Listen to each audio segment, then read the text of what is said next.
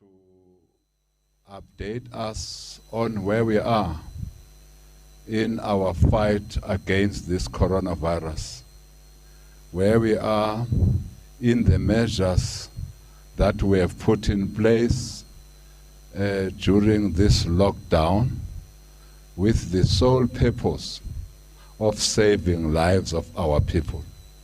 Before we even start this briefing, we want again to appeal to all our people to adhere to the call made by the President for all of us to stay at home so that all of us as a country will be able to defeat the devastating effects of the coronavirus that has ravaged many countries.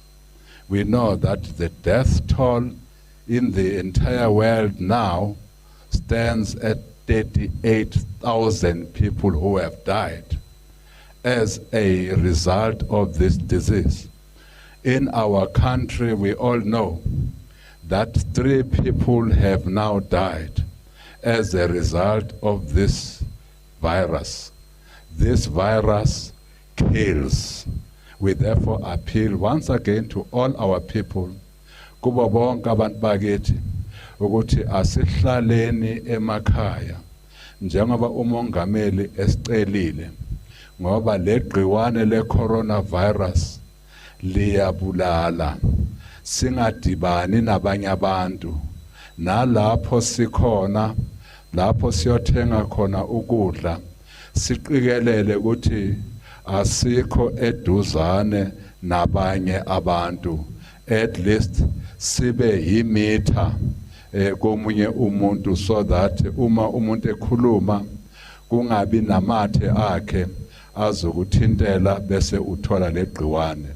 Futhi sithi noma sibulisana asiqhubeke singabambani ngezandla, ngoba legciwane litholakala ngokuthi sithintane. Having said that, I now have my colleagues here. Thank you, colleagues, for coming to this media briefing. We will first have an update by the Minister of Social Development on how we are doing as it relates to the grants payments throughout the length and breadth of our country. Minister Zulu.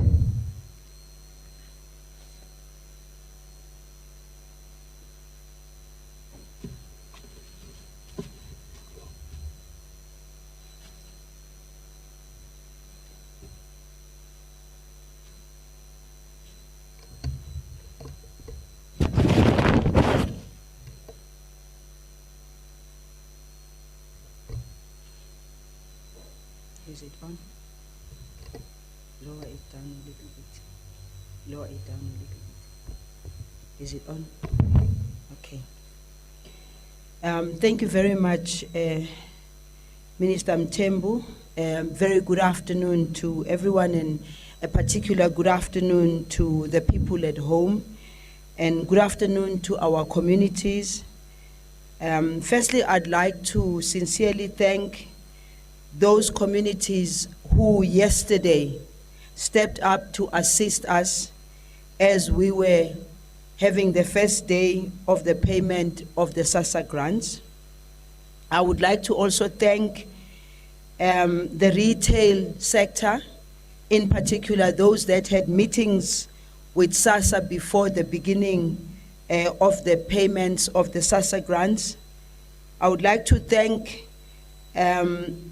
the entire SASSA staff, those who took their time and really spent their time out in the queues, at the post office, and everywhere where they could to assist the elderly, to assist the people with disability, to assist anyone out there who was wishing and willing to spend the time sitting in the queues to get their financial assistance, which is the SASSA grant.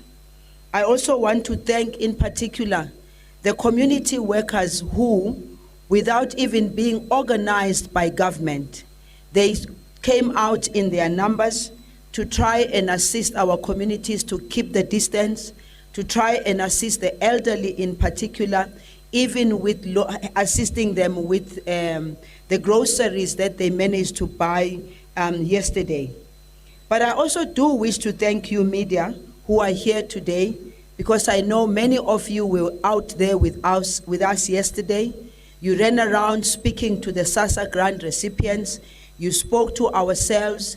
You posed the necessary questions to us, and you needed answers as according to the plans that we had put in place to try and help the situation, so that when all is said and done, the majority of our social grant recipients get their grants. Yesterday, we started quite well from a point of view of ensuring that the SASSA grants are paid through the post office, through the banks, through every retail where they could either access their money or they wanted to buy their groceries. I must say that from the beginning in the morning, it started very smoothly, from accessing the money through the ATMs, that is the banks, through the retails. It started very well, save for the fact that, of course, the queues were very long, and the queues were very long outside of the areas of access for their money. The queues were very long, and the distances were not being kept, as we were hoping that people would appreciate and understand that they have to keep the distance. Today, when we went out, we found a very different situation where I think from yesterday's experience, the support that we needed to get in terms of the retail sectors assisting us, in terms of having more of our own out there assisting in the queues, I think in most of the areas of the country, things were looking very better. But of course, I cannot conclude that, because the social grant payments are still continuing as we speak, and the situation room is monitoring all the provinces, and hopefully by the end of the day, we would have received all the reports that we expect to get from the MECs in the provinces, the HODs, and the regional managers of SASSA. We are hoping that we're going to be getting a better report than what was happening yesterday. We do want to indicate to you that most of the payments which were supposed to be made, the access channels used by beneficiaries with SAPO and post office accounts, payments on the whole were largely successful despite some challenges in some areas. The total grant amount for social grants beneficiaries is approximately 10.2 billion. Beneficiaries access these funds mainly through the national payment system, including the ATMs and all that you saw yesterday. The numbers of transactions by beneficiaries using SAPO card stood at 4 million, and a total value of the transaction withdrawal purchases was 3.8 billion by 17 hours yesterday. So you can imagine the amount that had to be accessed only just yesterday, because unfortunately for us, irrespective of the fact that we requested that only the elderly and people with disability must go out, it did end up with many of those who were not in that category arriving and accessing the money. I do wish to thank the post office though, because as people were arriving, they were doing their best to make sure that they see that these are elderly people. The chairs were set out for them to sit. They were also putting them in smaller numbers into the post office, and also with the retailers, they were putting them in manageable batches into the retail shops to be able, for them to be able to purchase their necessities. Today, we also went to a few places in Pretoria in particular. I think experience of yesterday was improved, because when we visited some of the retailers, we found that they had improved the situation from yesterday. Payments of beneficiaries using commercial banks. In addition to the 3.8 million beneficiaries who accessed their monies using SAPO card, there were 3.2 million beneficiaries whose grants were debited into their commercial accounts. Here is what I think we need to look into in the future, to say, what is it that we can do to avoid the queues in general, because now the queues are like this because of the current situation. But I think moving forward, here is an opportunity for us to look for better ways and improving our systems, because I personally believe that giving dignity to people is about ensuring that they easily access the benefits, I mean the social grant in general, but also make it easy for them. At the moment, it's still a stress and strain for our people, and I think at this point we are already having discussions with SAPO, with SASA, to say, can we look for different ways of doing it, because doing this today, it is corona, tomorrow it might be something else, and it might find us not with good systems that are easily accessible. Some of the challenges that we faced yesterday was overcrowding, and long queues was the key challenge experienced across payments value chain, particularly in shopping malls and retail outlets. CSG beneficiaries also came in large numbers despite the call for dedicating 30th and the 31st to older persons. Social distancing was social distancing, compliance and application of hygiene guidelines required improvement. And we, by yesterday, when everything closed, we were now talking to the retailers, talking to the post office to say, can we, when we visit these places today, find it better than what it was yesterday? And I did see the difference. Late arrival of cash, particularly in some rural areas, and many of you will know that yesterday we were already talking about the fact that monies were not available, money ran out, and therefore we needed to have a quick plan of ensuring that by the time we start the day today, most of the monies had arrived. Beneficiaries obviously arrived very early in the morning to be in front of the queue. Money was available for all grant types, not just old age and disability grant beneficiaries, causing the problem, because probably what we should have done, which we should look at into the future, is that when we say money must be available, those days that we are saying it should be available to the elderly and those with a disability, our system must speak to that, because that's why we had yesterday everybody just thinking this is an opportunity for them to come out, and not much could stop them from doing that. And what we think we might say is our key achievement was overall payment system was very stable, and the turnaround time for me was very good at the post office, because people were spending each person was spending less than 5 minutes or 10 minutes, less than 10 to 5 minutes at every attention. Minister of Transport, of course, relaxed the transport directive to allow public transportation of beneficiaries to collect the social grants. I'm aware, of course, that this morning some of the taxi drivers said they are sticking to what was said earlier on, and there was a little bit of a problem in terms of the transportation. But as we're coming through here, we're calling around to find out whether this was a problem in many places, and we're finding that they agreed to be taking them. In fact, we decided that if in case we have a greater problem, we must always have plan B with an alternative. But obviously the taxis and the taxi owners, because they had the conversation with the minister, we were hoping that they were not going to give us any challenges. Then yesterday we said to look at what is it that we needed to improve. SAPO and SASA, together with the entire payment industry, including retailers and banks, had a teleconference meeting to reflect on day one challenges and review measures that were not working. The following interventions were implemented. Hopefully these interventions were implemented everywhere, because as you can appreciate, having a teleconference and then communicating to everyone across the country to make sure that these are implemented is another. And as I leave here, I actually have to go a little bit much early, because I've got to make sure that things on that score, things are being implemented.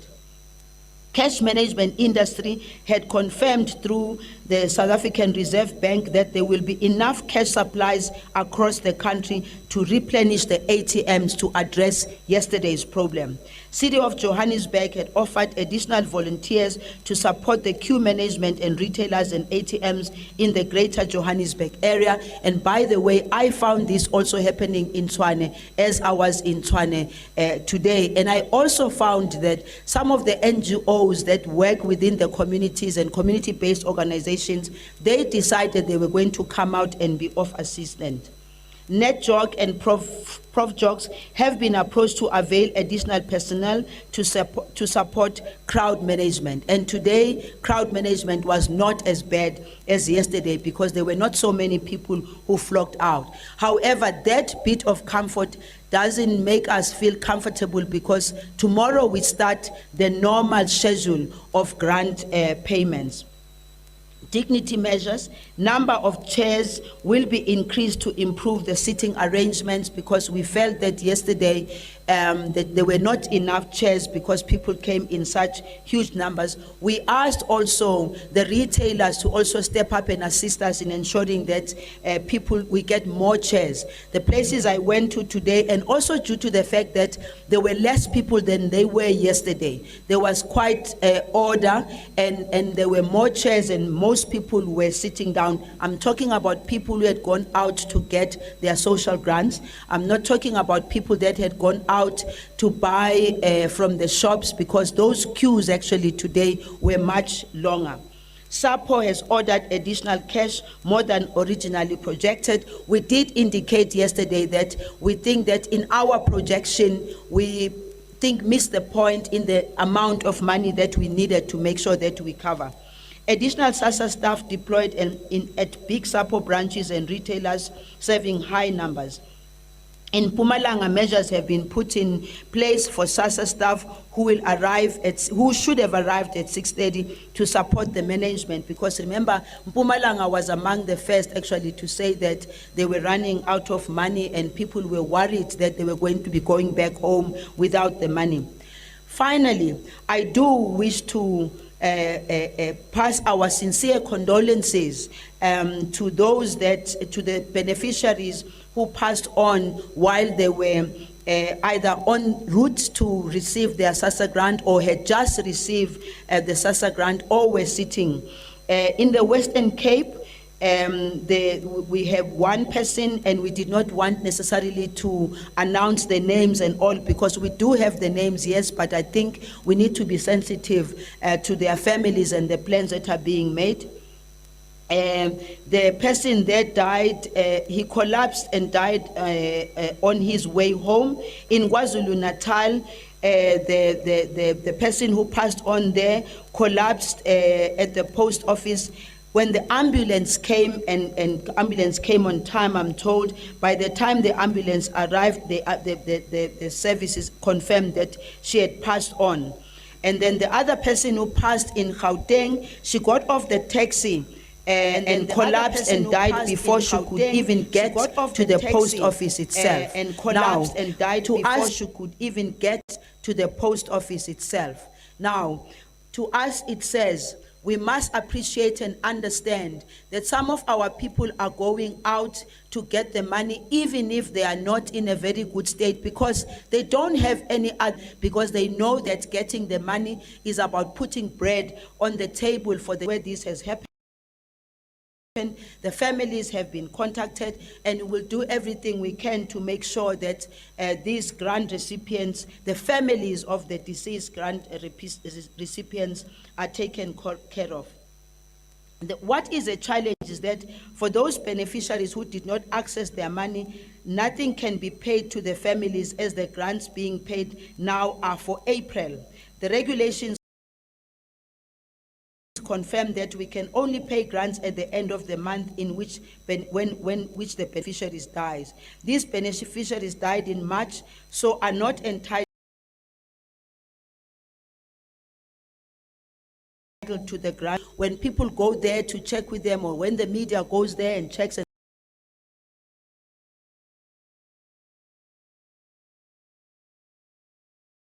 then the family says, yeah, but we're not getting our grants. We have regulations, we have to stick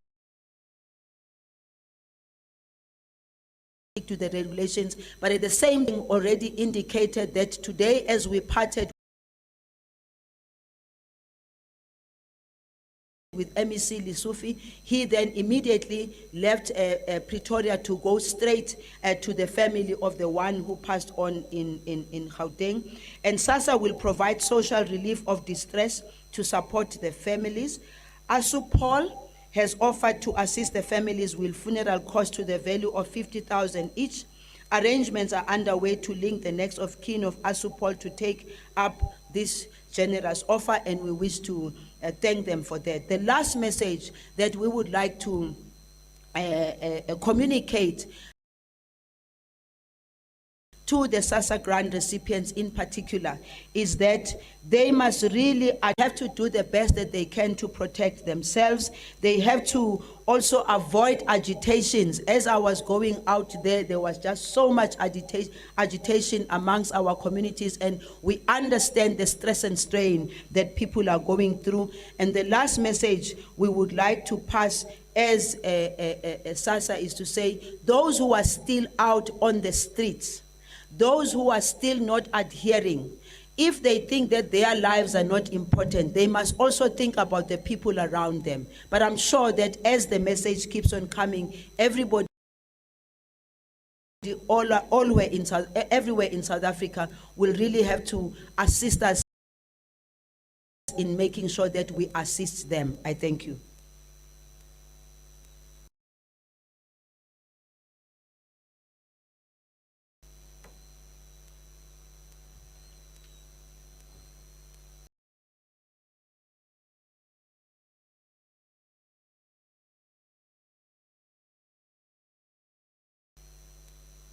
Everybody everywhere in South Africa will really have to assist us in making sure that we assist them. I thank you.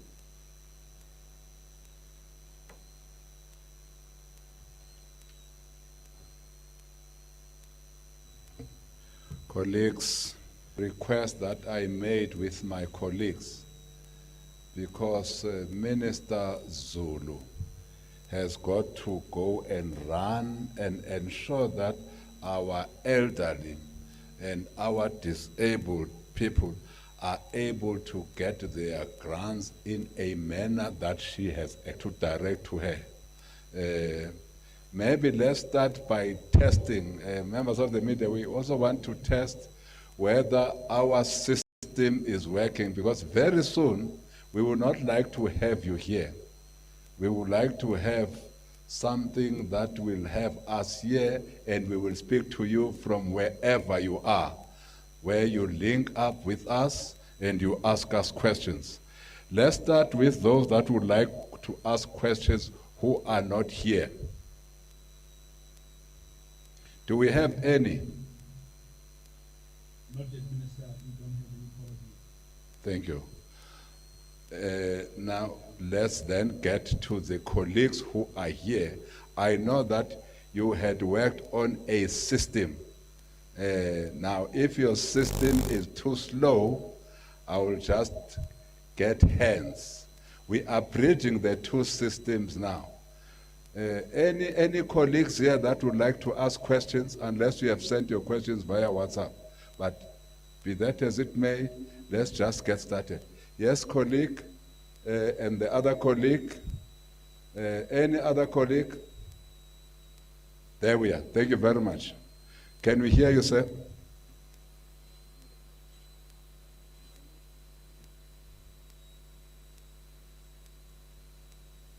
Just press there. Sorry.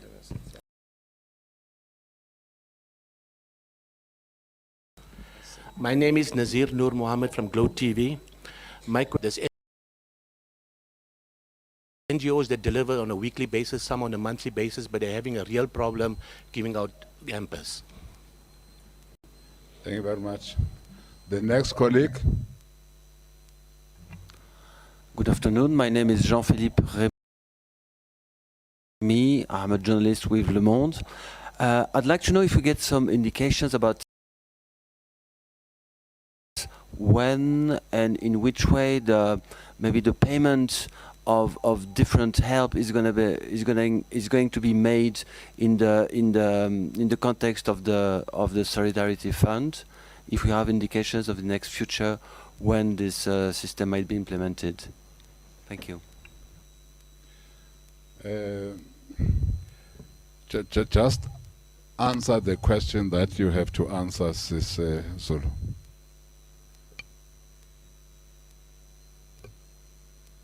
Hello? Hello? Yeah. Now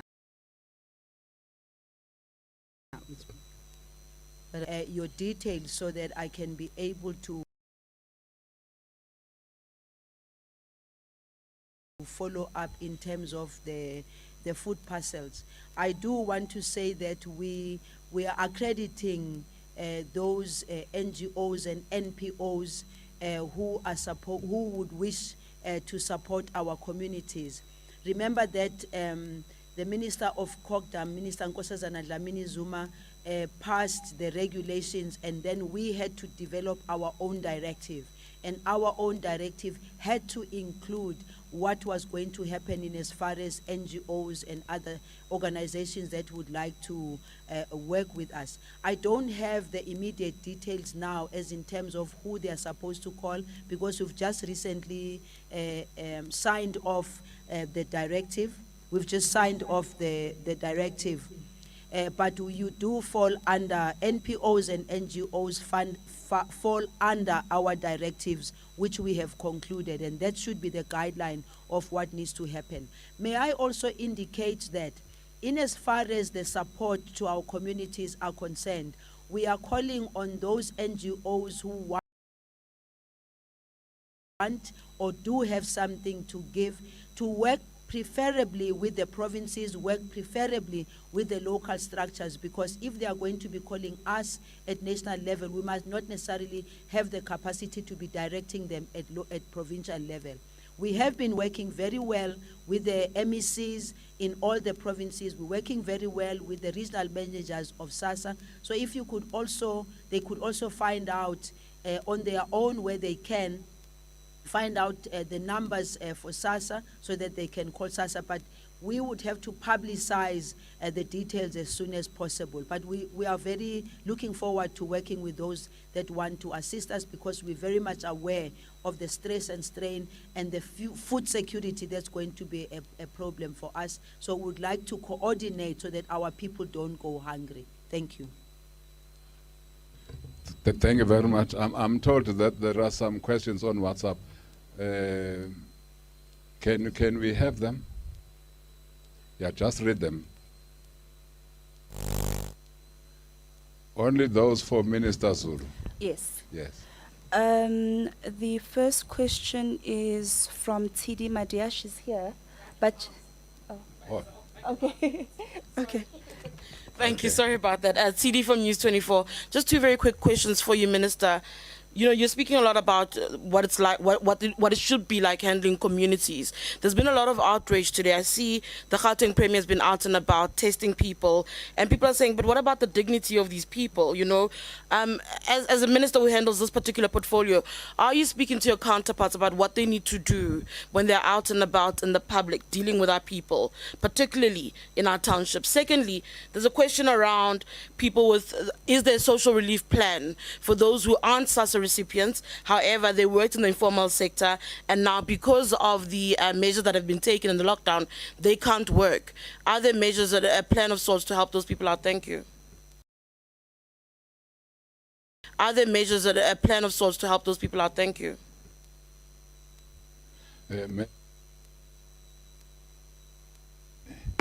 Let me answer the last question. Can we leave that question for Minister Khumbudzo, please? The last question. Thank you. You can ask other. Are there any other ones who still need to ask for Minister? Ask Minister Zulu. Minister, we've got two callers on the line. We've got Vuyo Mboko and Dennis Webster on the line. Vuyo, can we hear you? Yes, I can hear you. Ask your questions. Minister, what I'd like to understand, Vuyo Mboko from EMCA, is if those the minister has been working with had assured her that, for example, there's enough money to go around and money would be made available on time. If they had discussed the fact that the applicant should speak to the stated priorities, why then did the money arrive late at many rural points? And why did whatever it is that they had to do not speak to the stated priorities, which the minister says were in fact discussed with the partners? Who takes responsibility for that?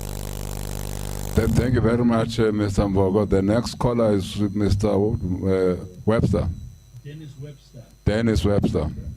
Dennis Webster, ask your question.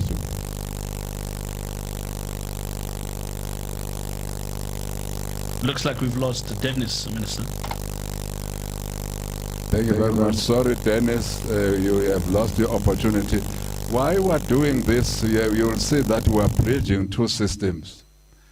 This is what we want to get to, where you will be calling us from wherever you will be, having watched on television, either in your home, you then link up with us to ask whatever question you would like to ask. That's what we're moving to. And we can see that the system works. Next time, you will not be here.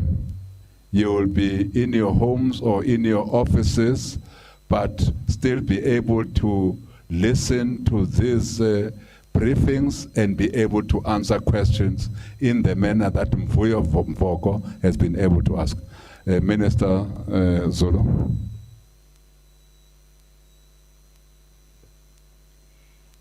With regard to the first question, I think it's not.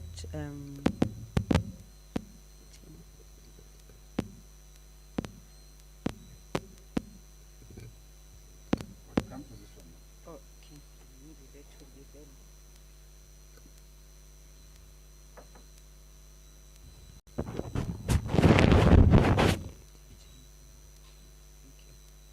Can you bring it down?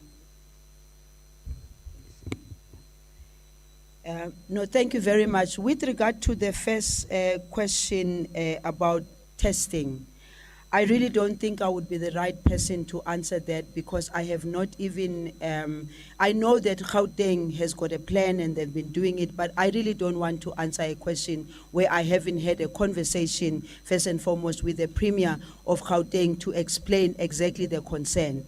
The only thing I can say, obviously, is that we all are concerned about the dignity of our people. We all are concerned about our communication to our people. We all are concerned about how we treat our people. We all are very concerned at this point in time. And if there's been any sensitivity anywhere, I'm 100% sure that as government we can deal with it, and the government of Gauteng can also be able to deal with it. Right now I can't answer it because I'm not aware of it. Why was the money not available? Why did the money arrive late? Yes, we did indicate yesterday, we were very upfront yesterday, that I think in our calculation, and we take full responsibility, by the way. I can't apportion responsibility to that one on that one.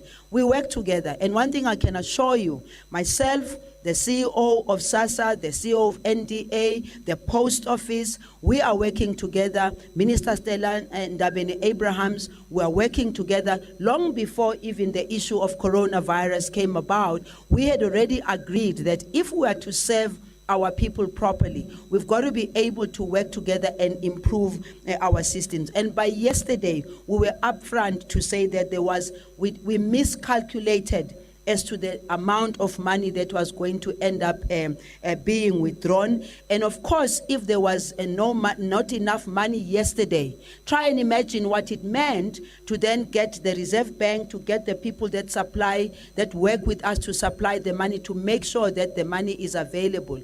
To this point, I'm aware that it was in Mpumalanga where they said, no, the money wasn't available, and I left the CEO out there trying to deal with any area where the money wasn't there. But we were assured by those that take the money to the pay points, that the money will be available.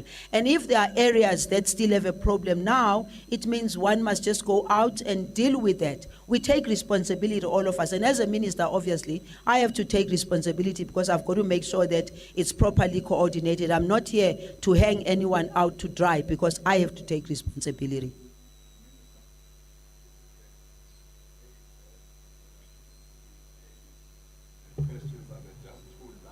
Okay. The first question is from Dennis Webster from the New Frame.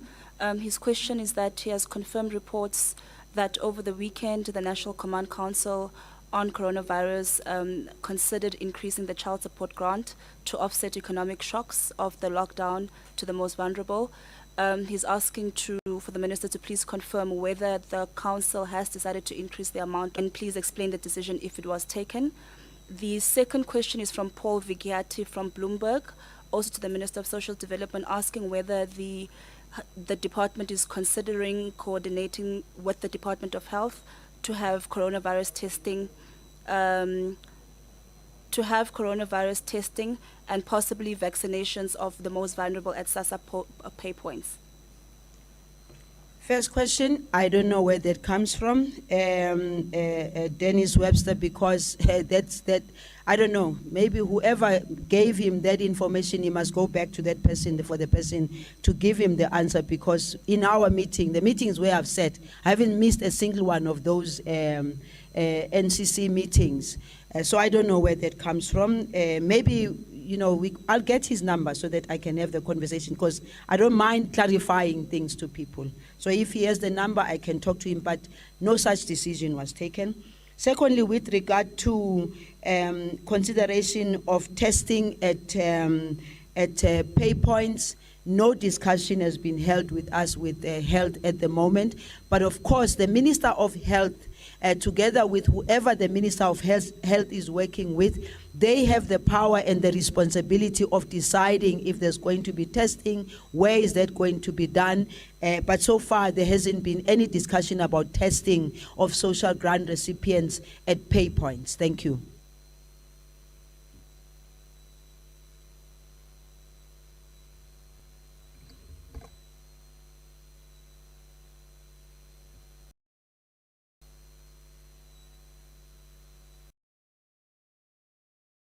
We now move on. Am I audible?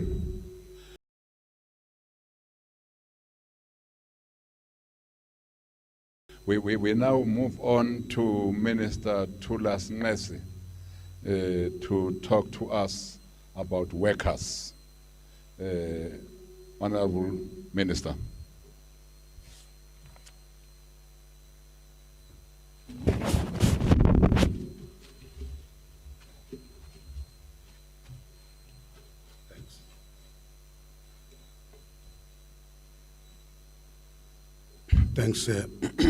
Thanks, Minister Mthembu. Ministers, the colleagues from the media and the viewers. My update focuses on firstly on the leave arrangements and the UIF payments. And secondly, I will deal with the issue of the labor inspections, which goes with the third issue of health and safety. On leave arrangements and the UIF payments, inevitably, colleagues, there will be challenges and the need to take remedial action. This is the case in relation to the leave arrangements.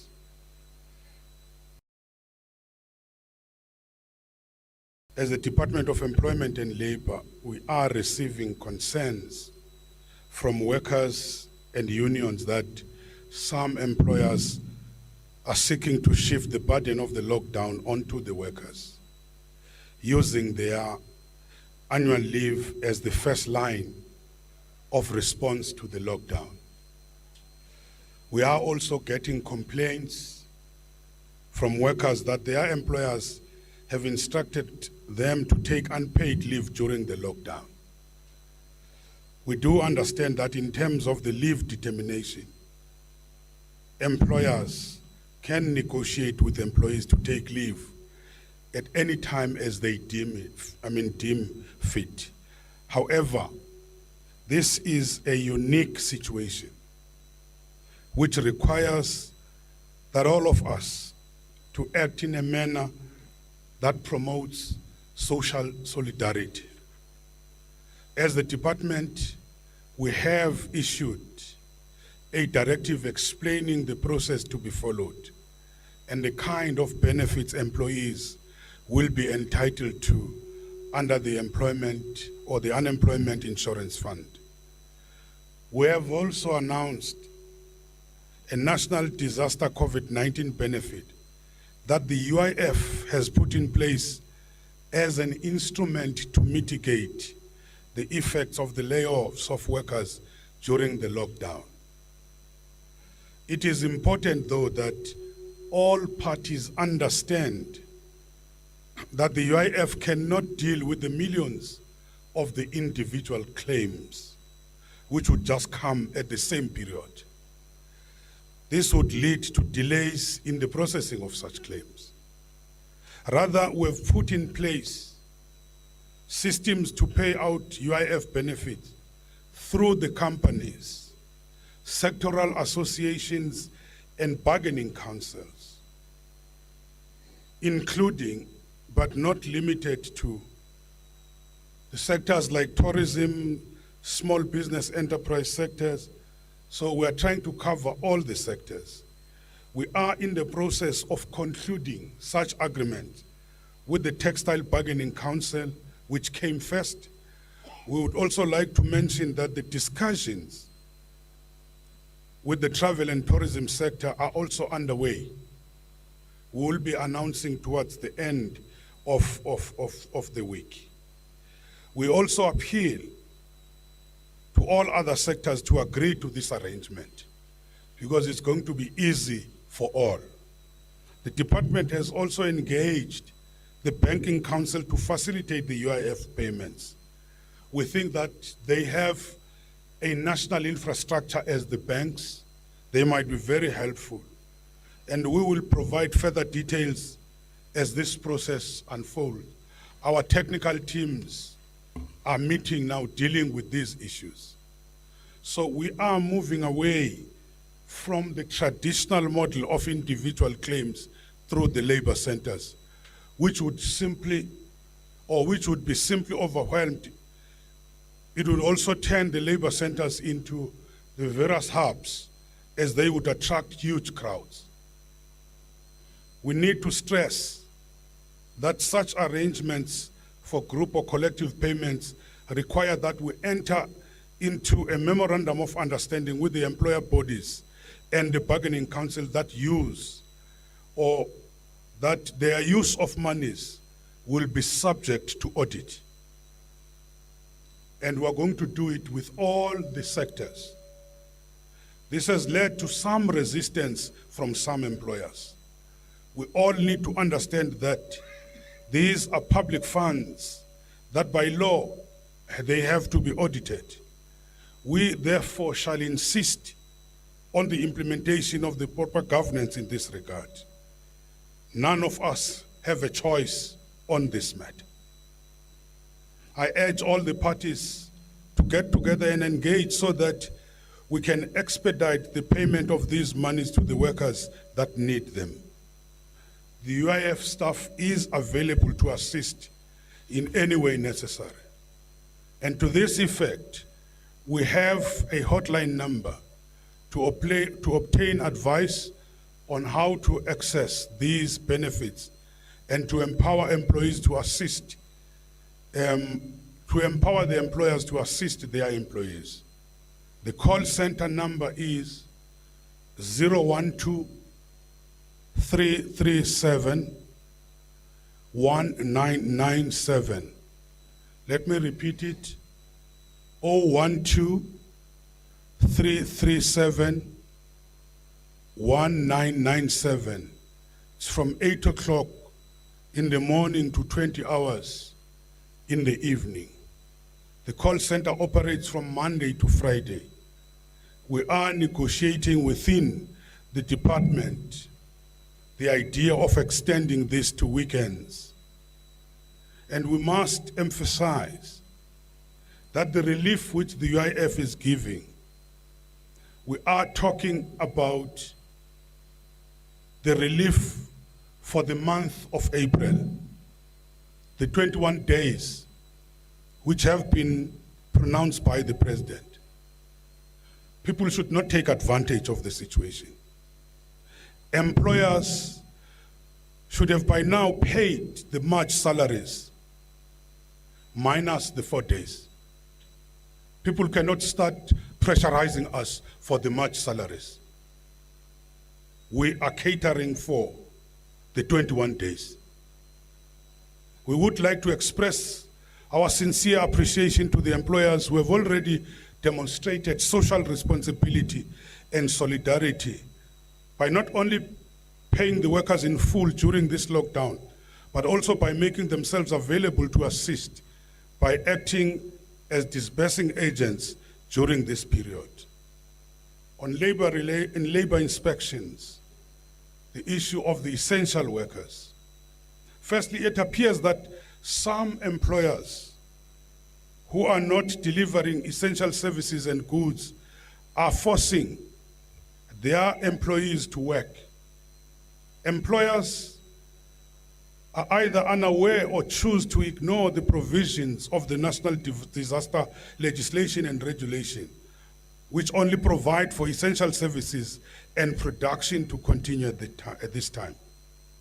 In terms of Regulation 11G, this is a criminal offense and puts at risk not only these employees, but all who they are in contact with, and goes against the call for as many of us as possible to stay at home.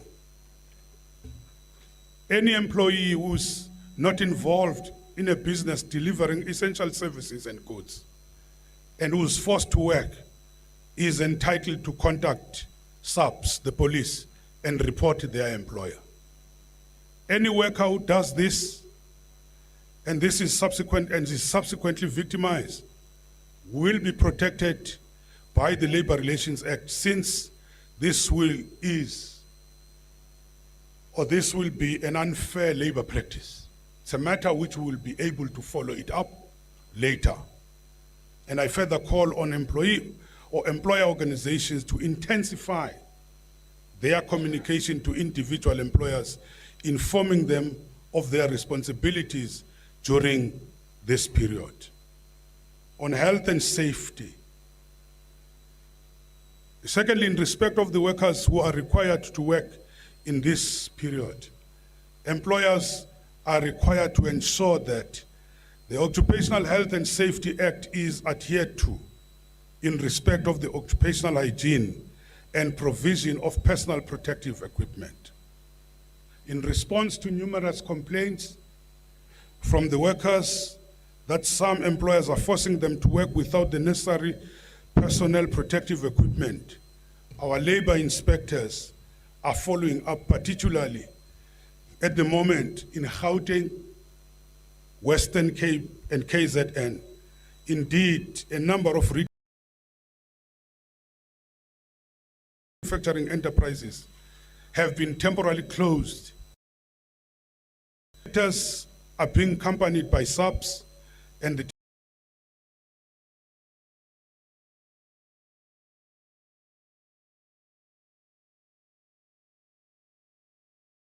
Department of Trade. They can continue to operate as essential services.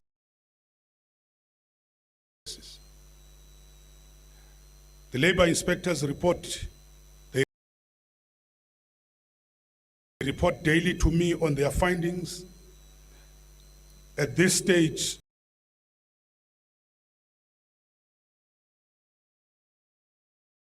we are urging non-compliant to this. Or at this time in our country and history, let me just remind all of us,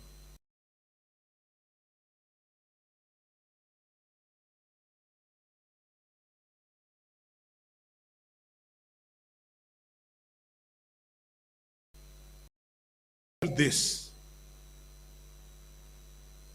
or at this time in our country and history, let me just remind all of us, as we say, we wash our hands with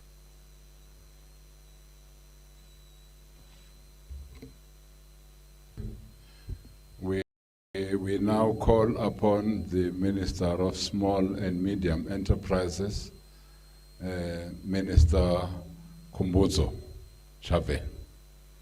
Minister.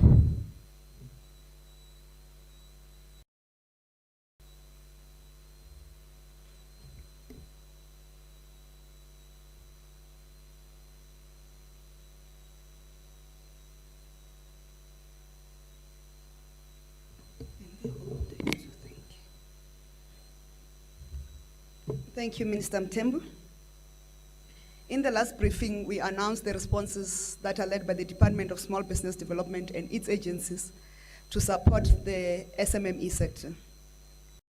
Last week, we published qualification criteria for both the SMME Debt Relief Financing Scheme and the Business Growth and Resilience Facility.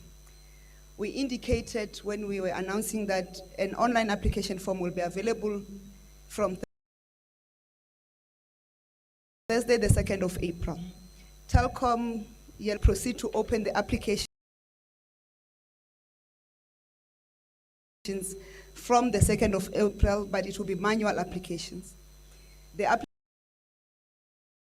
application form for the debt relief and the business growth scheme can be downloaded from all our websites, that is the www.dsbd.gov.za, the sifa.org.za, sida.org.za, mabindu.org.za, and the smmesa.gov.za.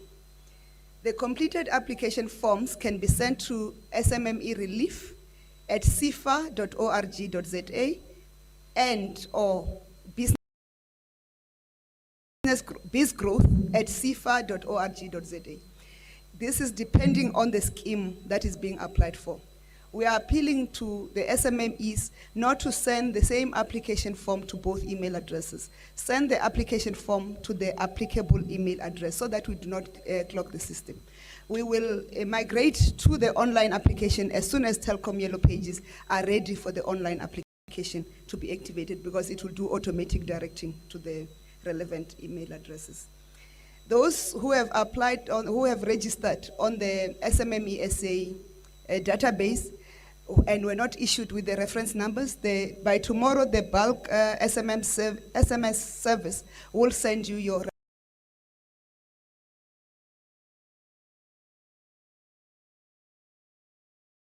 reference number so that you can code. Question was, what is the turnaround time we're anticipating in terms of the time it will take from application to the time of the disbursement of the funds to the applicant? We are estimating that at worst it should take us between 7 working days and between 7 working days and 5 working days from approval of application to the disbursement of the money to your account. And this Friday, SIFA will approve the rescheduling of the loan repayments for 6 months to the value of 359 million rands for at least 206 clients of SIFA. They continue to work to assist other clients who will qualify for the rescheduling. On Monday, the 30th of March, the President announced that we are working on support packages for businesses in informal sector. We have finalized the details of a dedicated spaza shop support scheme, and I'll talk to it later. And the date of the opening of applications for the spaza shop support scheme will be announced on the Thursday, the 2nd of April. We are also finalizing the support packages for other fields of the informal sector, including hawkers and certain categories of self-employed who belong in the informal business sector. And this we should be able to announce by Thursday, the 2nd of April. In terms of the dedicated spaza shop support scheme, We've got 5 types of support that we're giving. We're giving the opportunity for networking or purchasing power or bulk buying, and we are coordinating that bulk buying through the pre-selected or selected wholesalers. And they have to buy on a pre-approved basket of goods. And that basket of goods will include some of the produce made by SMMEs that the department and its agencies are supporting, and those other SMMEs who have the certification for their products. And the scheme will also entails access to seed capital and credit facility. We know that some of our spaza shops are not able to access money to buy stock, and we are availing at first go a seed capital to assist spaza shops to buy stock, but that will be followed by a credit facility to enable them to continuously to buy even beyond this situation. And then we are also supporting them in terms of the business management support, because we know there are challenges with our spaza shops in running the businesses to become profitable. That will include things like bookkeeping, customer service skills, inventory management, which is stock control and purchasing and other things, and occupational health and safety and environment. We are also facilitating access to business, to basic business tools, such as instant payment machine, the speed point, airtime, and such vending facilities. And in terms of health and hygiene, we want to support spaza shops to meet the health and the occupational health and safety standards and environment, which are required most critically in this period of need. And there are compliance documents that spaza shops, when they have to apply, they will have to complete. We have availed CEDA to support them, and they can be access that support through their provincial agencies. We're going to provide the numbers from the provincial departments responsible for economic development in provinces, and our CEDA dedicated numbers to support spaza shops. We are going to facilitate the licensing of owner-operated spaza shops in areas where they are not licensed, but this will be in accordance with the law as prescribed. And the CIPC registration, because spaza shops are part of the micro businesses and they must accordingly be registered. SARS registration, because the micro businesses must accordingly be registered. And the UIF registration, so that next time, Minister Ngesi can be the one that sorts out the payment and not ourselves. But we must emphasize the issue that you are registered for SARS. It doesn't mean you have to pay SARS. It means you must file returns for SARS. And we're going to put a bookkeeping support program, which will use the unemployed graduate from or who have bookkeeping with planning. We are also going to assist the spaza shops, those who do not have bank accounts, to access bank accounts, because it's important that we can't give money to individuals. We have to process it in line with the laws of financial management in the country. What is the qualification criteria to access the spaza shop support? The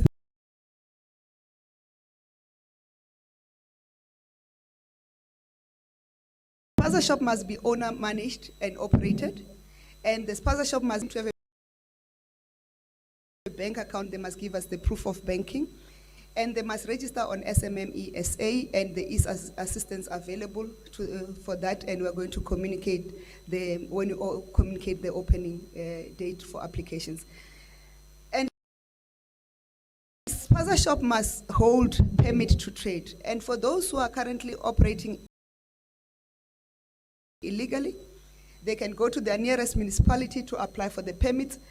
With their SALGA, they've come to the party, and the municipalities are ready to give permits to operating spaza shops, those who qualify to do business in the country. They must also be willing to stock products manufactured by other South African SMMEs, because it's time that we promote our own. And if this economy has to rejuvenate and self-sustain, we must start to buy what is South African as part of reinvesting in this economy. And they must be willing to submit monthly management accounts after they've been on the system, and CEDA will assist them with that, which is the post-investments. They must be willing to continue with the system of support for at least a minimum of 12 months, so that we can make sure that they are firm businesses and are in good standing orders.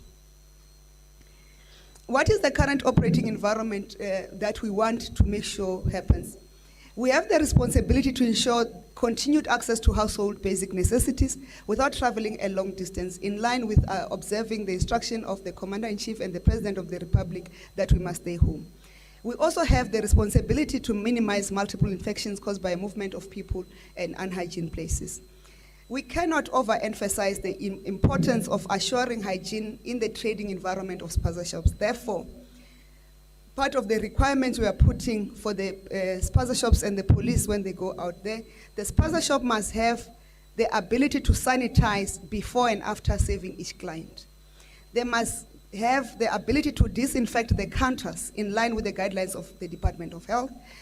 And they cannot sell poor quality or stale food in their counter, in their shelves. And there's a need to maintain social distance both between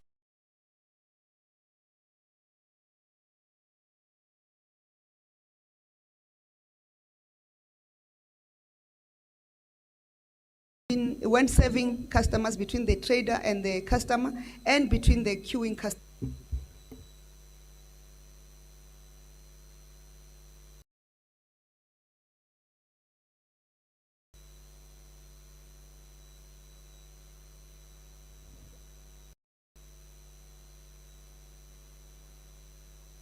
Thank you very much, colleagues. We are almost getting there. We now allow Minister Mbalula to speak to us about transport matters and aviation.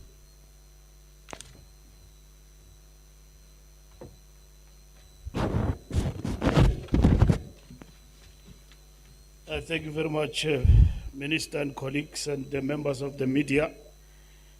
Today, post the address of the President yesterday, we give you an update about issues at aviation, other matters that are related to public transport, in particular taxis. We have had a meeting with the taxi industry up until last night, late last night, on the concerns that they were raising, and we are agreed that tomorrow we will, together with them, address the rollout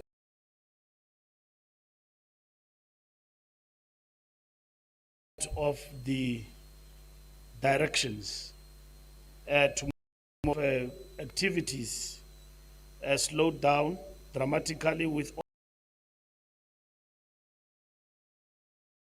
all domestic airlines grounding their passenger flights effective from midnight 26 March 2020.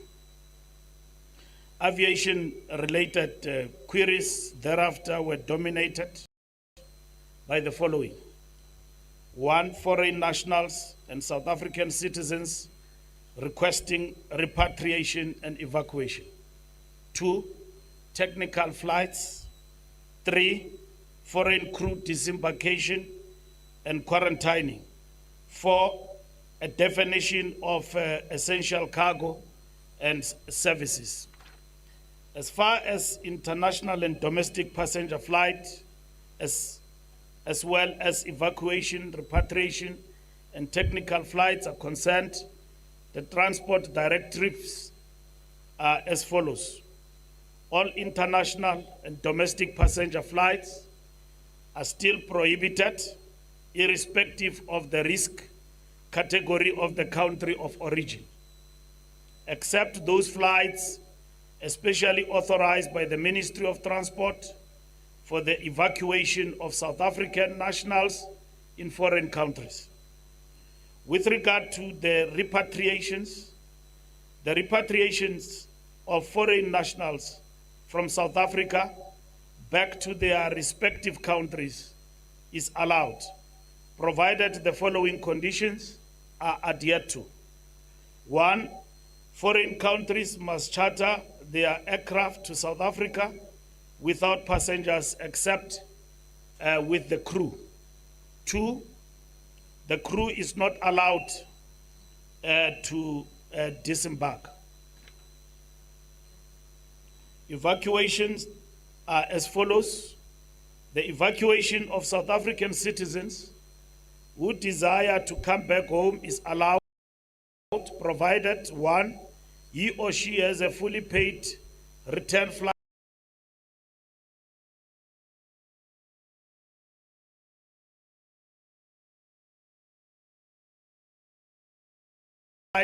ticket. 2, on arrival, mandatory laws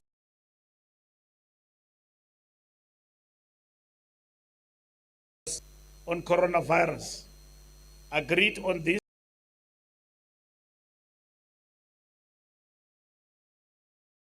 Mandatory laws on coronavirus.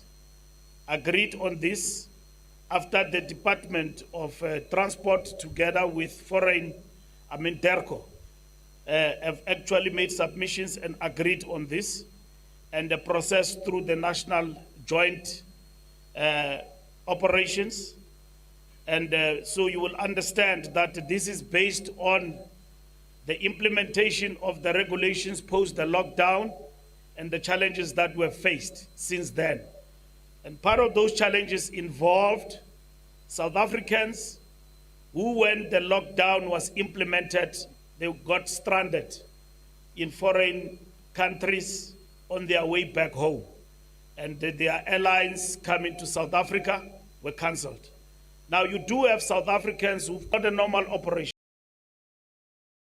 South Africans only will be allowed to actually come back home, and not a normal process of airlines coming in and out in the Republic. So the lockdown stand. So we cater for South Africans who want to come back home, who are stranded and assisted by the airlines to come back home. As you will know, that the regulations and the directives post the lockdown are very clear that we don't allow airlines coming from outside to South Africa, either from risk countries or low risk countries. We don't allow it, they are prohibited. We are now making these directives post the implementation of the lockdown in the past 5 or 6 days, given the fact that we have encountered this situation of South Africans who are stranded in foreign countries. So I need to give you that background so that you understand we are not introducing something new. The regulations as regulations that have been passed and agreed upon by the Command Council post-lockdown still stand. We are making these further directives because the regulations allow ministers to make directives in the process of implementation of those regulations. Like we have explained from the onset, that different ministers from different portfolios will be allowed to issue further directives as and when the regulations are implemented. So that is why today I will not deal with public transport, because we have had to deal with the concerns of Santaco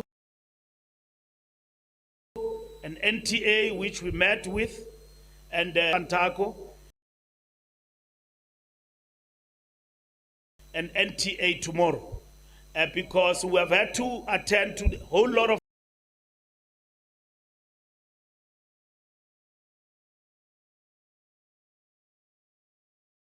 issues that they were raising with us, and that it took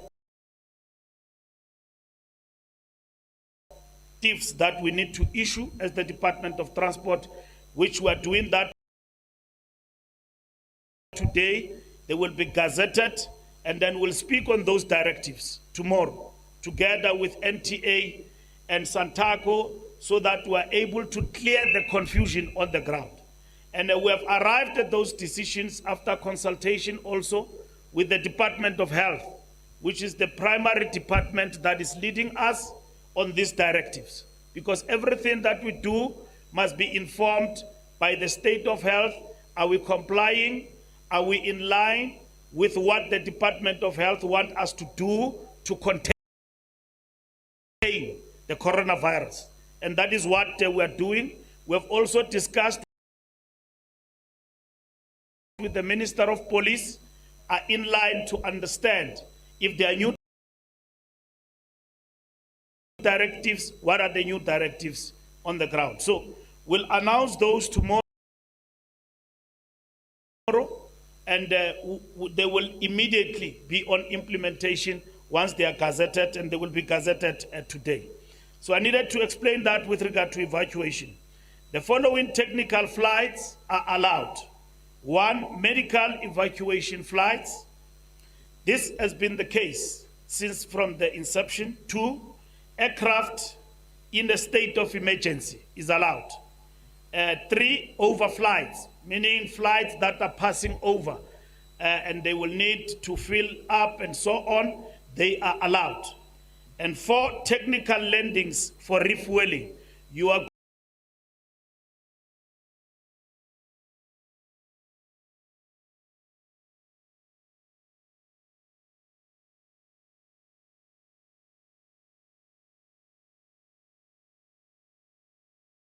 and other safety-related operations. They are allowed to land at our airports. Medical evacuation and other safety-related operations. They are allowed to land at our airports. Medical evacuation flights should not carry passengers except patients and crew that will, upon landing, shall be subjected to mandatory quarantine laws as may be applicable. Technical landing flights are allowed on condition that no passenger may disembark. The following airports should have standby operational staff who will receive aircraft that are in distress. Port Elizabeth, Bramfisher, Free State, Bloemfontein, 3, Uppington, Kimberley, 4, Polokwane, Limpopo, 5, Kruger, Mpumalanga, in Mpumalanga. Air transportation of all cargo, essential and non-essential, is permitted. Disembarkation of flight cargo crew is permitted on condition that it will be subjected to quarantine laws applicable in South Africa. Now, we are adding all of these new directives given our practical situation on the ground. In terms of the directives that we issued post-lockdown, we only referred to essential cargo in terms of the regulations. Now, in terms of the directives, we're saying all cargo, given the new directive of the National Command, meaning it's not only essential, but all cargo that include essential. And what it means is that the cargo that come in will be sanitized upon disembarkation and all of that, and that is what will happen. So we also cater for crews to disembark from this particular cargo because some of them travel long distances and coming into South Africa, based on experience, they've made requests and we have acceded to that. So there are specific hotels around the airport that I will not mention that will cater for this operation because we need medicine in the country and so that we don't run out of medicine. We need business to continue in terms of cargo and all of that, that must continue. This will also apply in terms of the maritime sea ports in the country. So that will also apply in terms of disembarkation of crew. As we speak, I know there's one that you are interested in, which is the Queen Elizabeth II. We have now finished with the Minister of Health the disembarkation upon issuing the clearance with regard to ISPS code, which is required by the Department of Transport, and we have checked, and the Minister of Health himself is on the ground in Durban, and that has been checked, and all the seafarers on board of the Queen Elizabeth II have been checked and tested, and they are cleared. And they will disembark, and they will follow all the regulations in relation to quarantining of those 6 South Africans. And the rest will proceed to where they are going. And that is the situation. And then with regard to public transport, we will clarify all of those issues with you tomorrow. So Jackson Mthembu, our own Minister of Communications, have asked us today to appear before this tribunal to clarify the issue of the media, to keep you updated on matters of aviation, which we've been dealing with together with the Minister of DERCO, but also arising from the Command Council, because we report to the Command Council through the knot joints, and the net joints have reported to the Command Council, and the Command Council have given us the orders. So these are the orders that we are implementing post the Command Council and the President's speech last night. I thank you.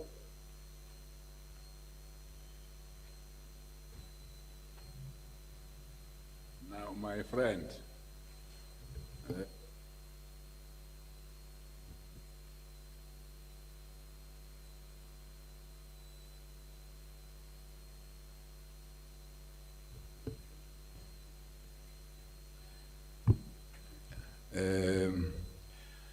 colleagues, I can assure you, we are not before a tribunal.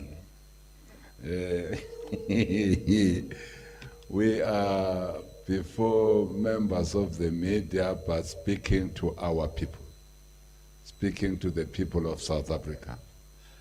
Under these difficult circumstances, on what are these measures that we are taking to ensure that the lockdown continues, but in a manner that also understands the changing environment. Having said that, I now call upon the Minister of DERCO, the Department of International Relations, Minister Naledi Pandor. Minister.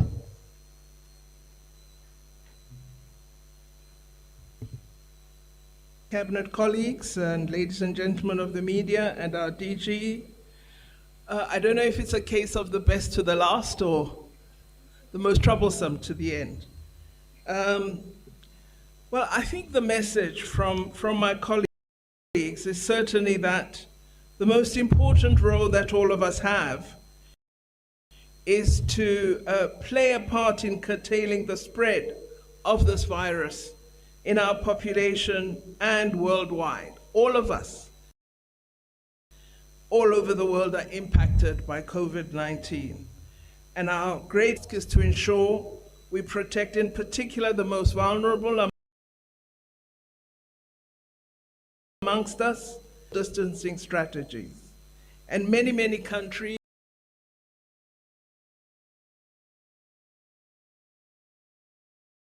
have rules such as those announced by my colleague, Minister Mbalula. Actions are accompanied by a set of national strategies in each of the countries that limit people movement experiencing in order to prevent transmission of COVID-19. What we have found then as the Department of International Relations is that many of our citizens are finding themselves stranded in various countries across the world. This includes not just South Africans and South African permanent residents, it also includes tourists and others working on short term in South Africa, so foreign nationals in South Africa as well. We are trying to do whatever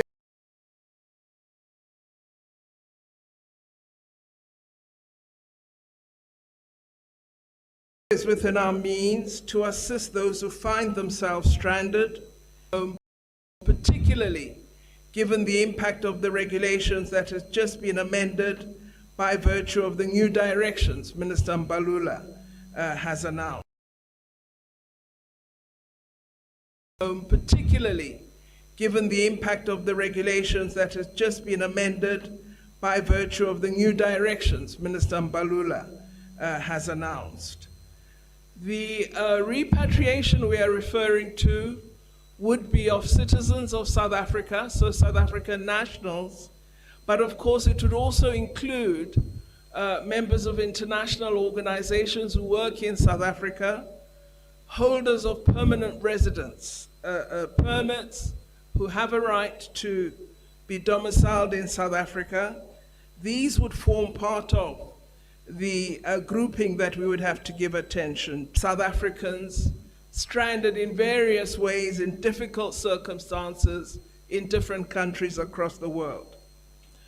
Of this number, 723 are students, 204 are persons who work or are employed in countries overseas, 224 are tourists, and there are 320 who haven't told us what status they have, but they indicate they wish to return. I'm not sure that we've fully gathered all that. Believe there may be many more people in need of assistance who we are not as yet aware of, and I'm sure in the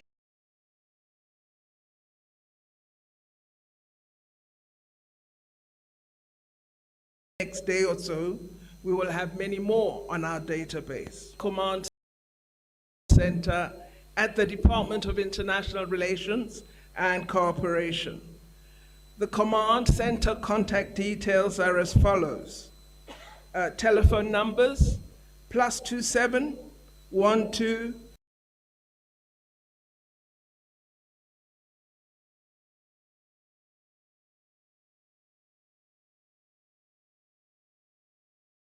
351 1754. Email contact details of the Command Center are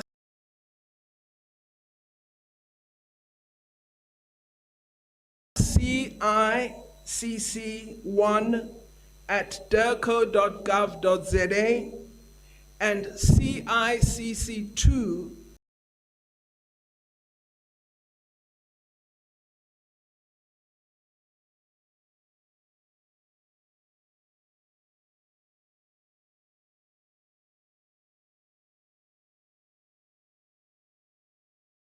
at DERCO for food, etc. Those who have no funds, no accommodation, the elderly, and those who are infirm.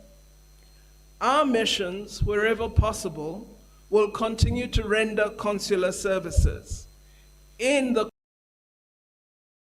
context of accommodation, the elderly, and those who are infirm. Our missions, wherever possible, will continue to render consular services in the context of the restrictions that all countries have introduced with respect to lockdown or emergency regulations. We do appeal to those who can afford to return to do so at their own cost, that they indeed initiate such processes. There are some who have started organizing themselves into groups, and they've approached the department to ensure their safe passage home.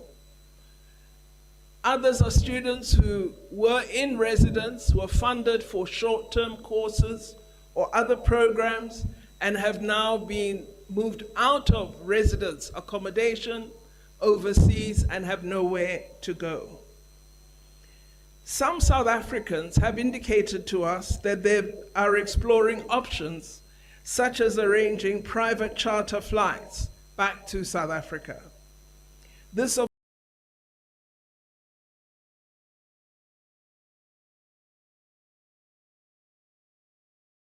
course, is possible own funds with other citizens in the country in which they find themselves located.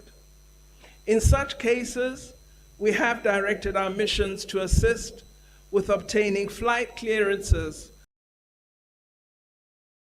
for chartered flights in the host countries, and we assist them to get permission to depart on such flights and get permission from Minister Mbalula for them to travel, to assist travelers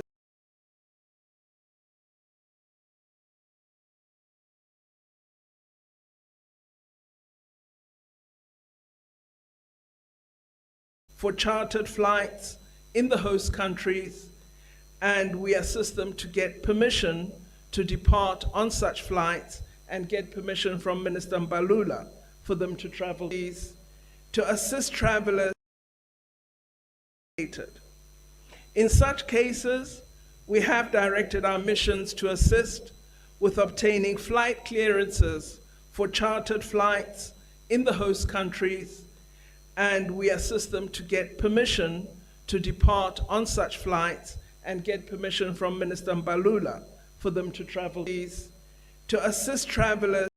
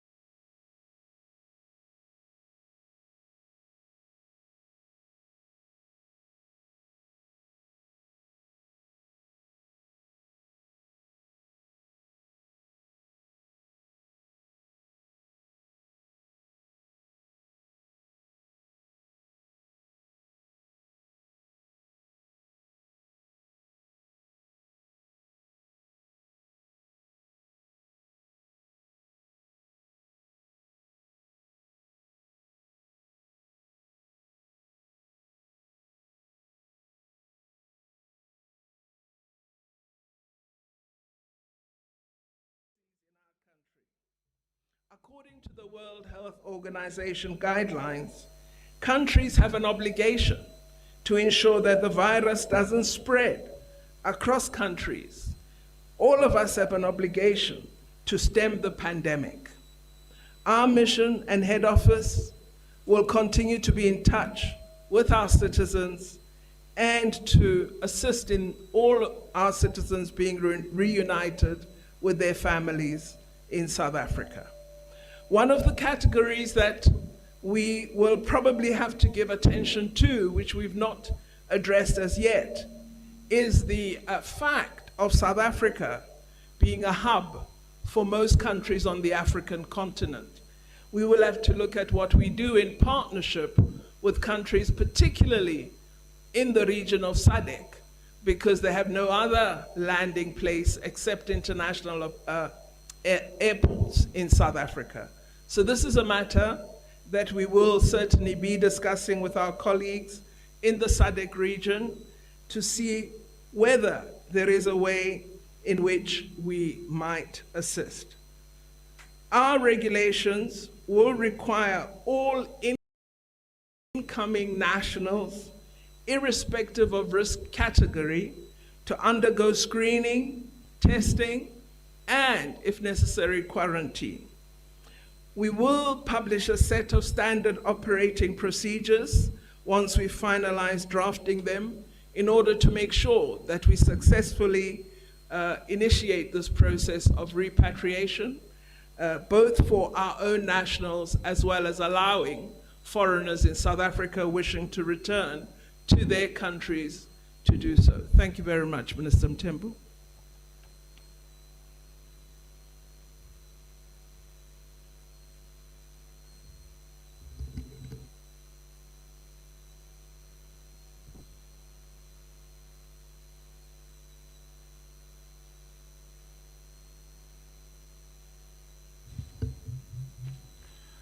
Thank you very much, Minister Pando.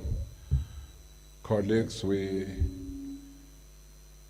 decided to come with all these matters for updates so that we are all on the same page. As you will be aware, many of the matters that colleagues spoke to are matters that emanate from the address of our president last night. So we are then giving update on implementation on these matters that our president has raised. But all of these issues that we are speaking to, they also speak to one thing. How do we continue to save lives of our people from this deadly virus called coronavirus? That's what we are speaking to, so that we don't lose the essence of what we are talking about.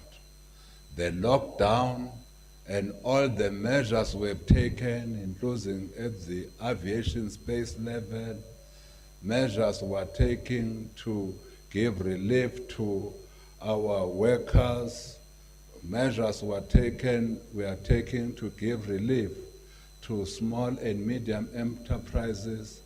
All these are within the ambit of all of us, protecting our country, protecting our people against this deadly virus. We have seen what damage it has done to other countries. Spain, USA, Germany, France, Italy. We have seen what damage and how many people that this virus has killed throughout the world. Numbers are standing at 38,000 now, deaths as we speak internationally. Having said that, colleagues, we will just bring the context so that as we deal with all these issues, we must not lose what is this fight that we are waging and against this invisible enemy. Colleagues, it's now your time to ask your questions, and we would like to thank you again because you are a very good partner and ally in our fight against this deadly virus. Colleague.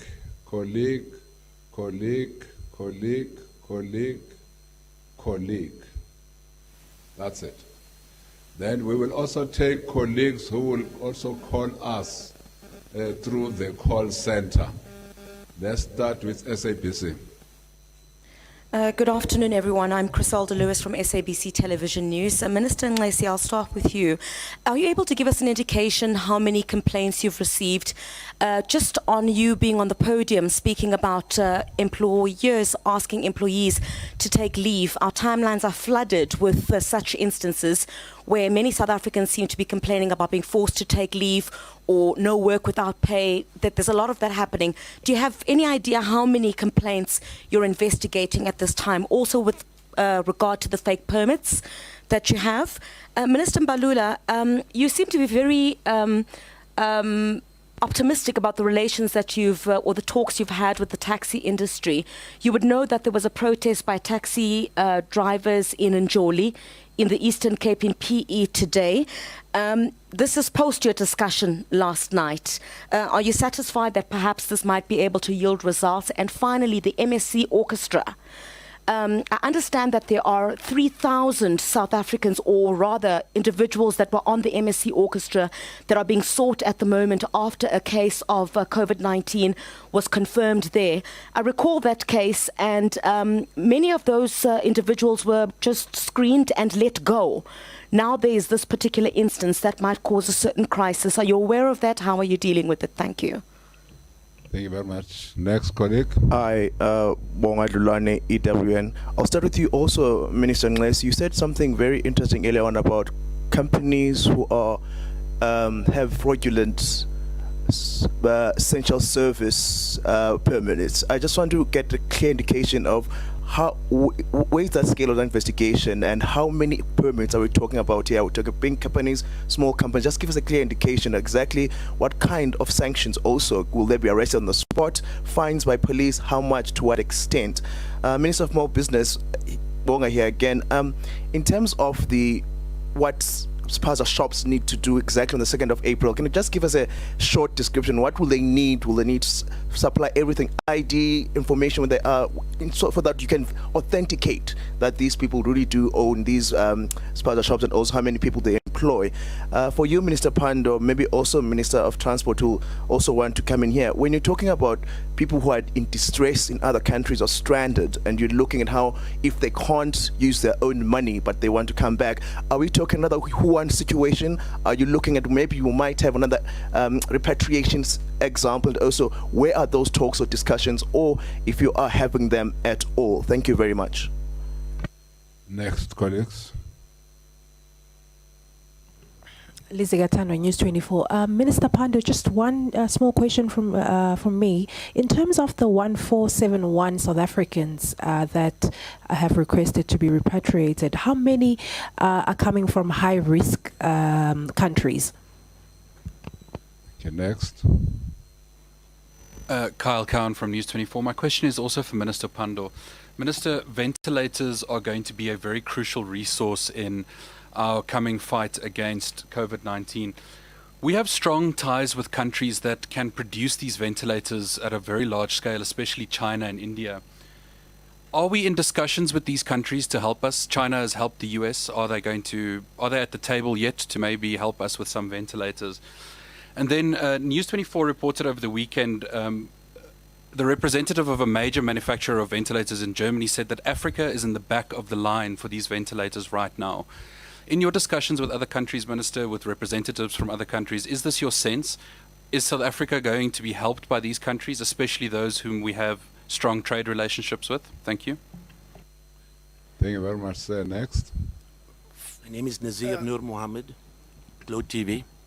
To the Minister of Transport, you spoke about border control. We all agree that this is a serious matter, that we should do everything to kill this virus, to stop this virus growing. Would you consider restrictions between provinces, movement between provinces, especially passenger vehicles? To the Minister of Small Business, there's confusion exactly as to what time small business should close, the spaza shops.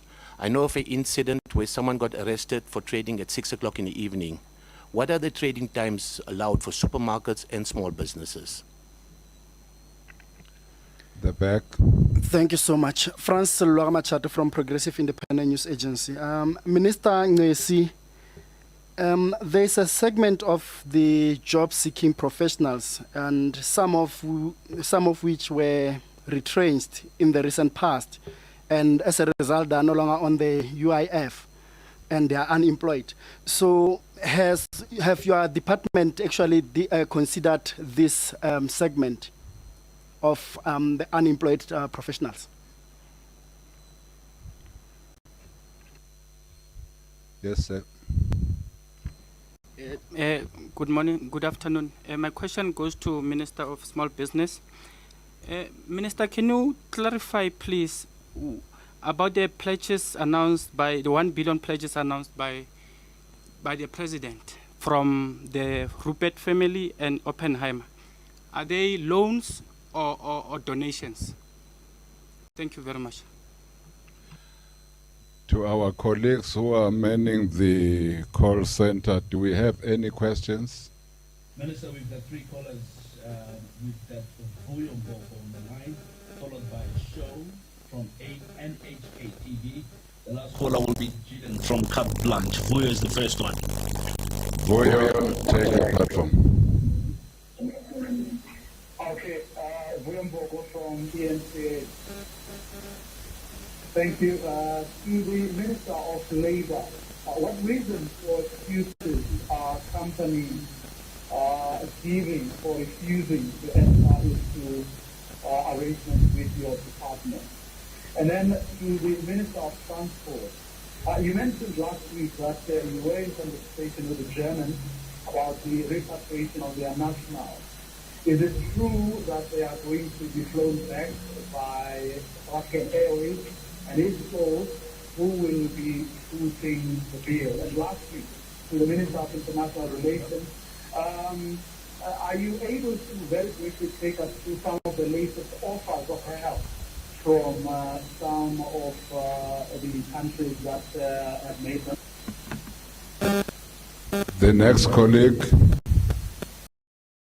Joe Petru from NHK.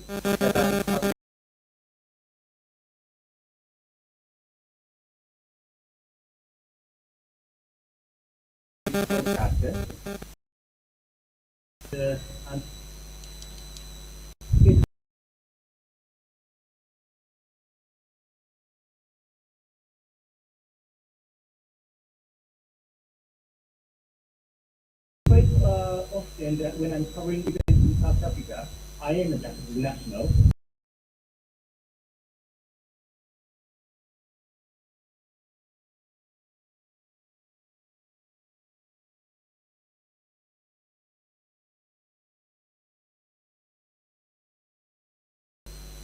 With a certain disease, well, in this case Chinese, to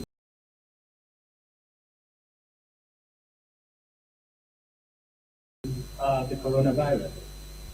Secondly, related to Michael, because I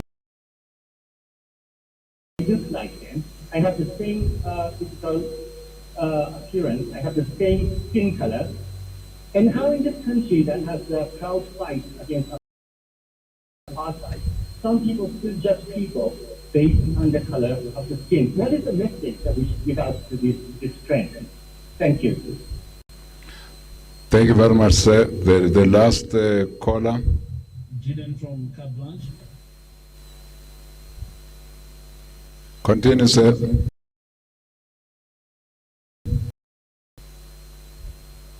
And will find me around now in quarantine in a hotel room.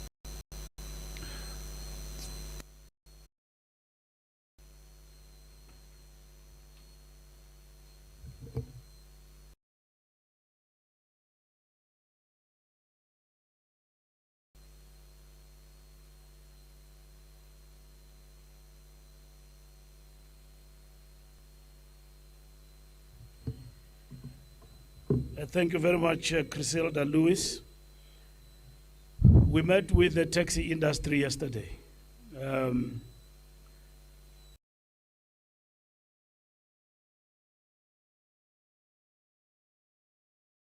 There were issues that were raised in terms of times.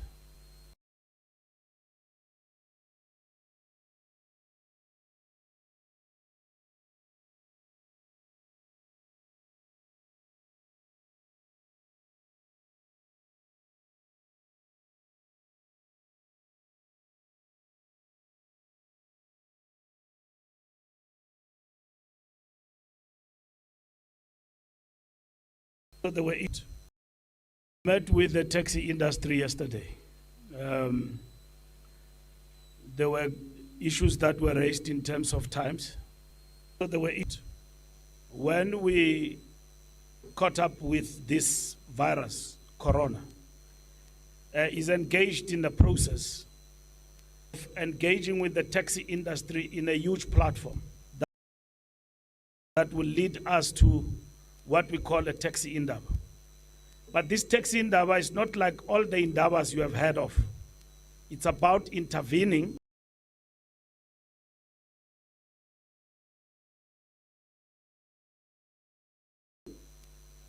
and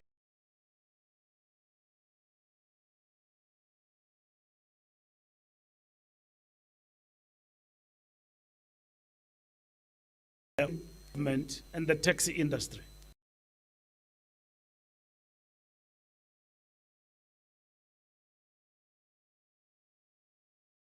Among other issues that we're discussing is how to regulate the taxi industry.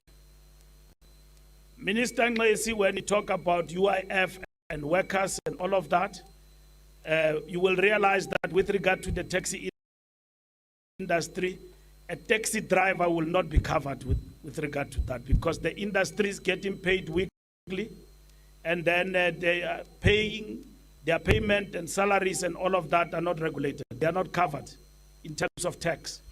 I know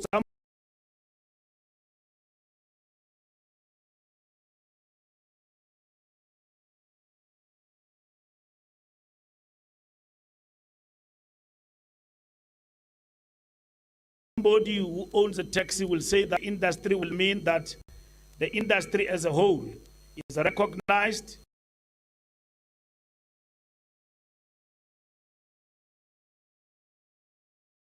all issues that are related to what is required for a business, the subsidy of the taxi industry. So when we got caught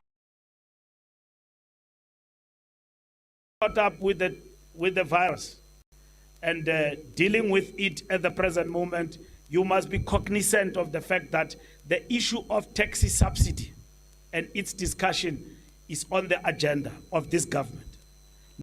Now, we cannot, because of the virus, take decisions that will not be sustainable.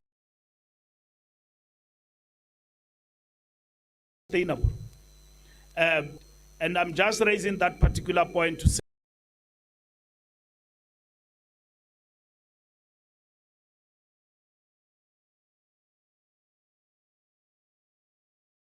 say that one of the issues introduced some with the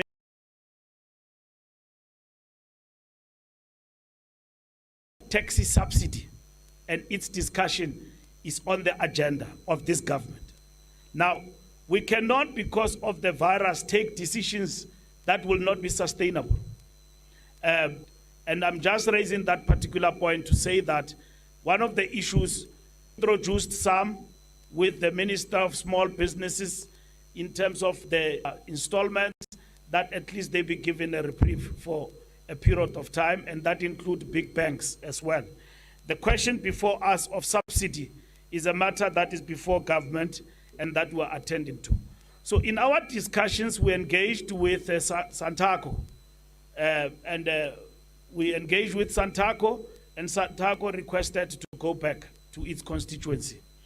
And then that is last night, led by its president, Mr. Tai Bosch.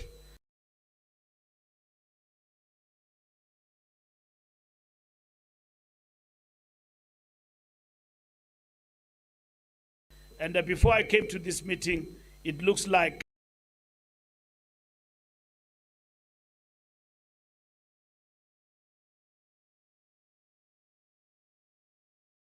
and we also met with NTA, and the NTA also reflected and raised their issues, and then we agreed on what we agreed.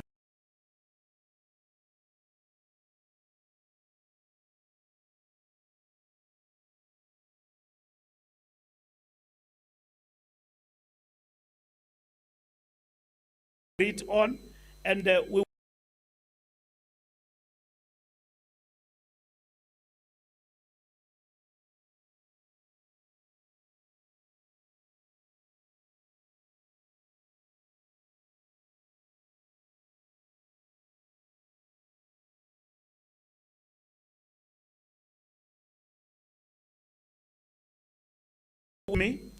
that when meeting with the structures together with Santaco,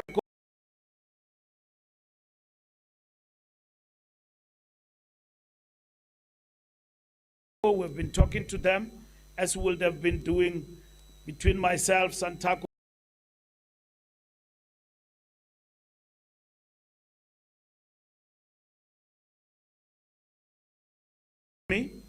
that when meeting with the structures together with Santaco, we've been talking to them, as we would have been doing between myself, Santaco,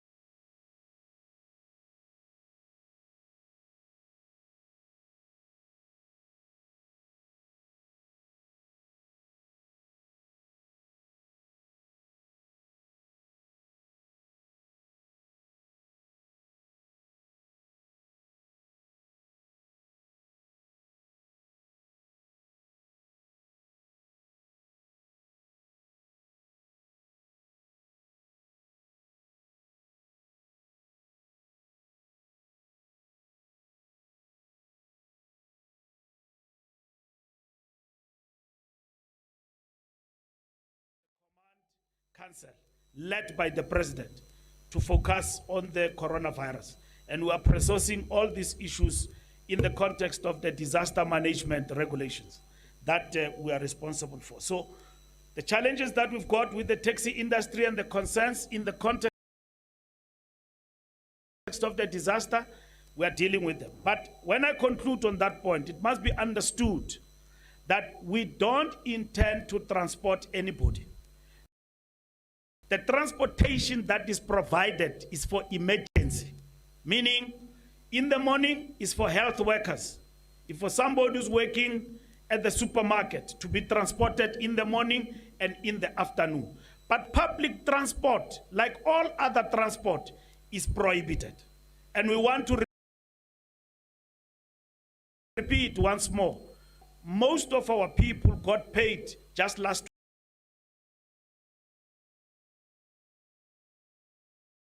week.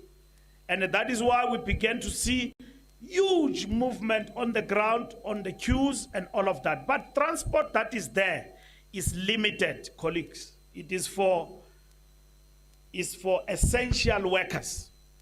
We don't expect people to commute on a daily basis.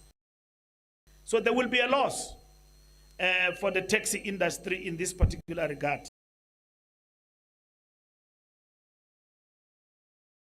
So those are matters that we're dealing with, like as if we're not talking. There's no need for a strike. There is no need for a shutdown.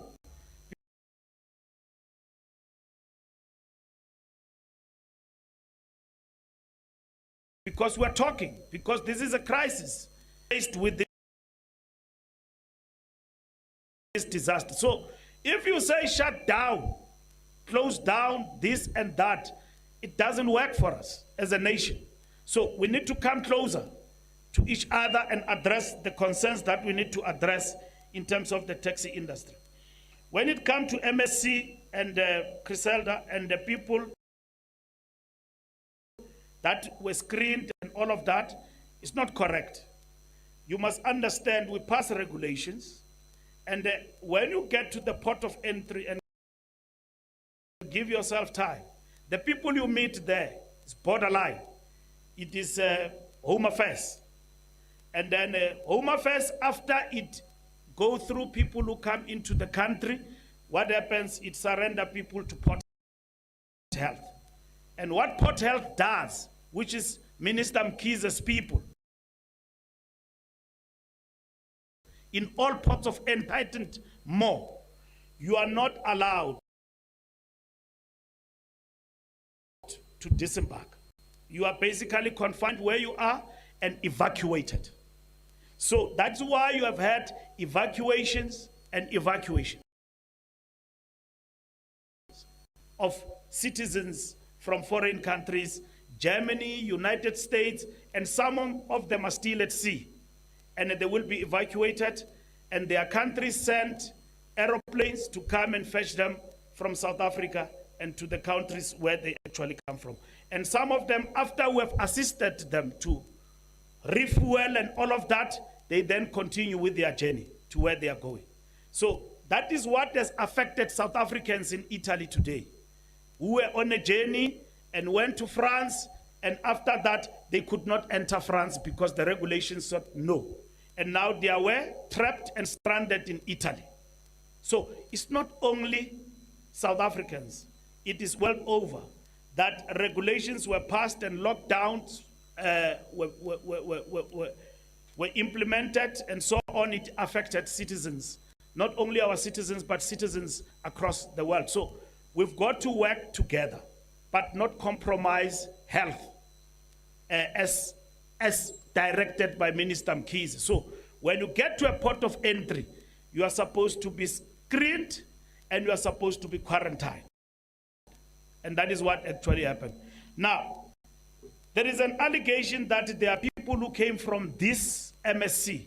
Now, you must understand that our laws are not retrospective. When this MSC left to wherever they were going, which majority were South Africans, and as citizens, as prescribed by the law then, who came from risk countries. Nobody. And nobody on board was actually detected to be suffering from coronavirus. If that happens, the whole ship will have been dealt with in terms of the protocols that we've got.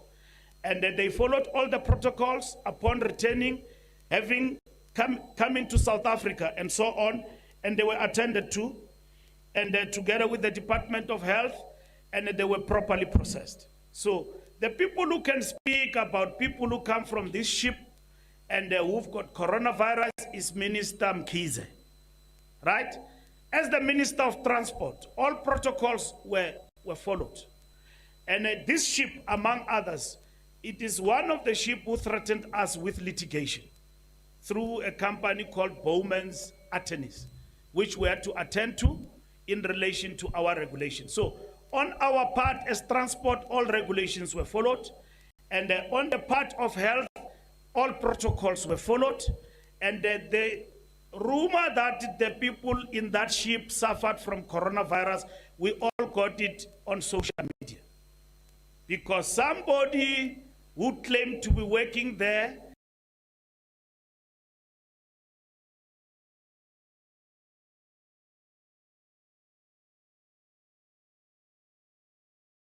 then said that certain things did not happen and all of that, which is not true. All the allegations that are made are actually being followed. But it has not been forthcoming that there was somebody on board of MSC Orchestra who actually suffered from this. Now, coupled with that, which we need to clarify, there is a ship called Queen Mary, which is on dock as we speak, and there is a ship called Queen Elizabeth. Queen Elizabeth has got 6 seafarers, which are South Africans.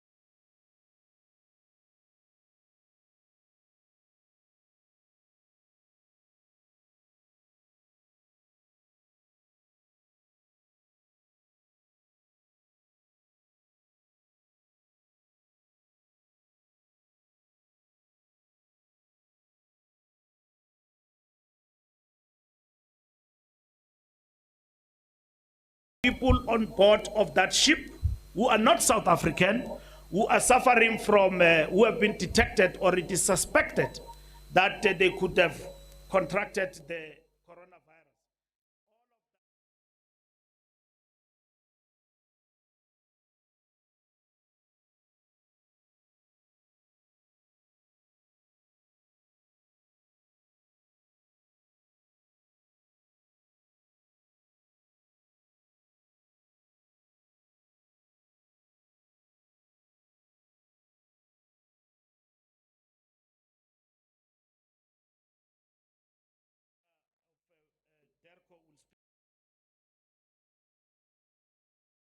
Speak about that. Restrictions province to province. The regulations to move west as we speak.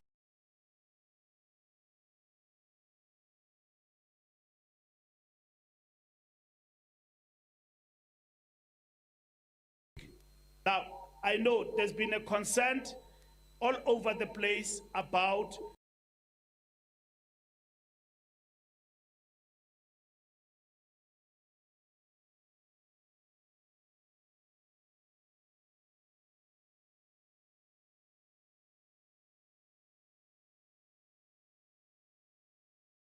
if my permit in terms of your travel. But there is one problem, because somebody went to court in Mpumalanga and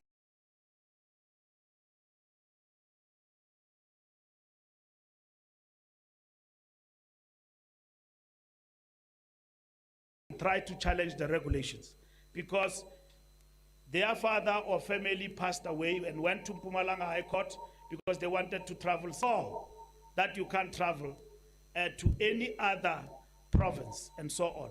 However, permit will be sought and can be provided if you can produce that you are traveling to your family's funeral and all of that, that you can actually be allowed to have free passage to go, as long as you can provide the details in relation to that.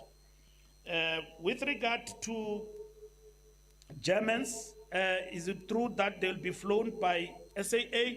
Yes, they will be flown by SAA cost, German government, not SAA. Well, what SAA does is to repatriate those citizens from here and fly them to Germany. We don't expect SAA to come back with a flight full of Germans to South Africa. If they do that, they will be in contravention of the regulations. They must come back with an airline empty, or if ever they come back with anyone, it should be a South African, like we have stipulated. If they go to Germany and there are South Africans who want to come back, they are allowed to come back on that airline. So those are the only people we cater for. And South Africans, when they arrive here, they will be quarantined, mandatory, quarantined. That is strict. There is no free movement all over the skies. So that has been prohibited, and it is prohibited. So if you decide as a German government to pay SAA to repatriate your citizens, that will be done. Okay? Just like all other countries, they've got the capacity to come back home, and then and so on, they will be allowed to come back home. We've got the new directives, we have signed them last night, they will be allowed. South Africans in Qatar who want to come back home, Qatar Airways want to bring them home, that will be allowed. But we will not allow anyone who comes from anywhere else in the world to use that space to come to South Africa. They will be prohibited, like it has happened with Air China and all other airlines. So with the lockdown, no airlines are flying all over. They've been grounded, and they've complied with our regulations. That is that, and then carte blanche, South Africans in Rome, I've explained to you. We will deal with that in the context of these new directives, because that ship was ready to get them an airline to bring them to South Africa. We'll process them according to the new directives, but also in terms of the health protocol. So you're not just gonna land at OR Tambo, you're South Africans, you go straight home. It's not possible. You will be quarantined for a period of time to be checked, and then afterwards, all the protocols will be followed. So the directives stand, and with the proviso that we've got to cater for South Africans who are stranded, but also we've got to respond to evacuating citizens from other countries. So, siyabadedela bagoduke. Enkosi.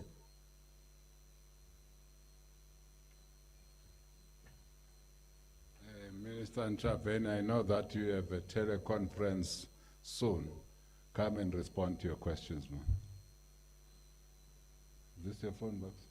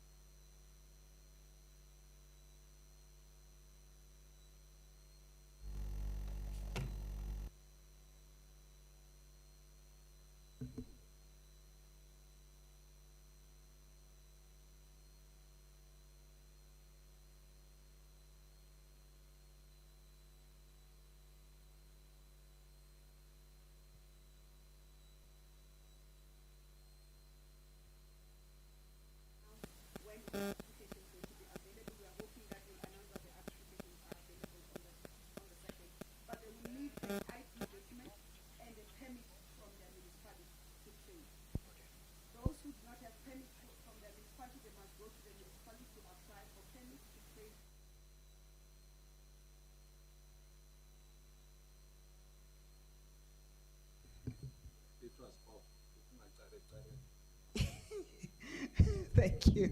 It doesn't realize. We're saying maybe it's good that it happened that way. We've got two processes.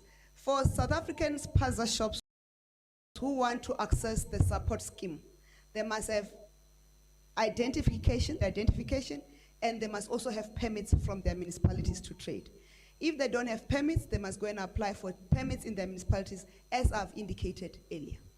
Then the related issue, which because I'm leaving, though it's not asked, I want to address, is the issue of permitting. Permitting for spaza shops in South Africa is not based on the nationality of the holder.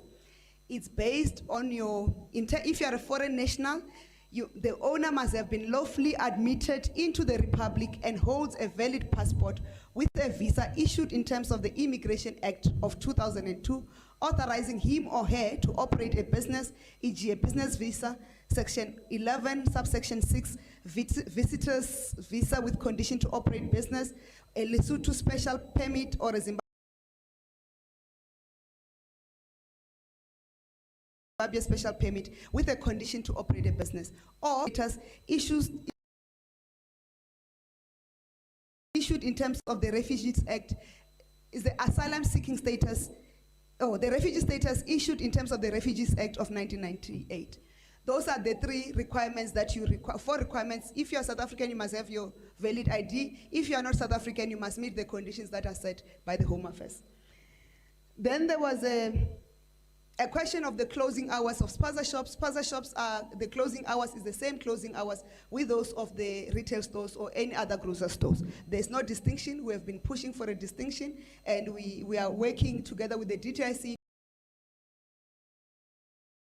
to make a distinction to allow spaza shops to operate slightly longer hours, so to allow people to operate. We'll update when that agreement has been reached, and with all the other colleagues who are responsible for that section. Then there was a question about the Rupert's and Oppenheimer families' pledges. We must indicate they are not donations but pledges. Therefore, we are not in the position to respond on behalf of the Rupert's and Oppenheimer families' pledges. Thank you.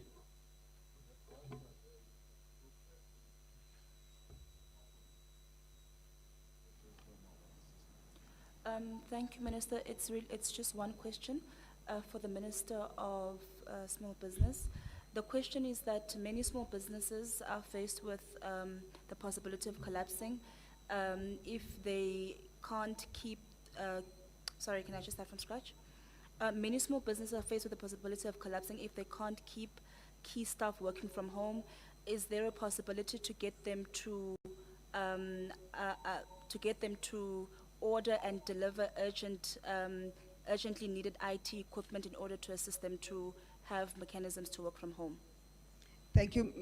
Together with the Minister, Stellanda Beni-Abrahams, we have agreed that small businesses and in the IT space or who want to order IT equipment, they must order the equipment online and get it delivered to their staff member directly, not through themselves. They must make those arrangements. Thank you.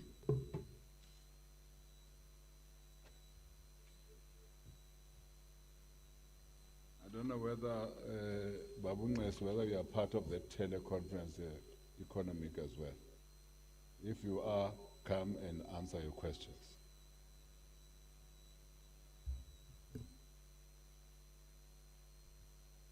Leave us, sis.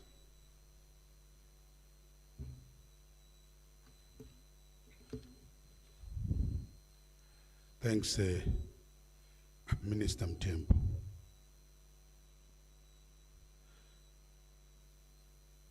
As your department considered the unemployed professionals for the UIF benefit, I must emphasize that,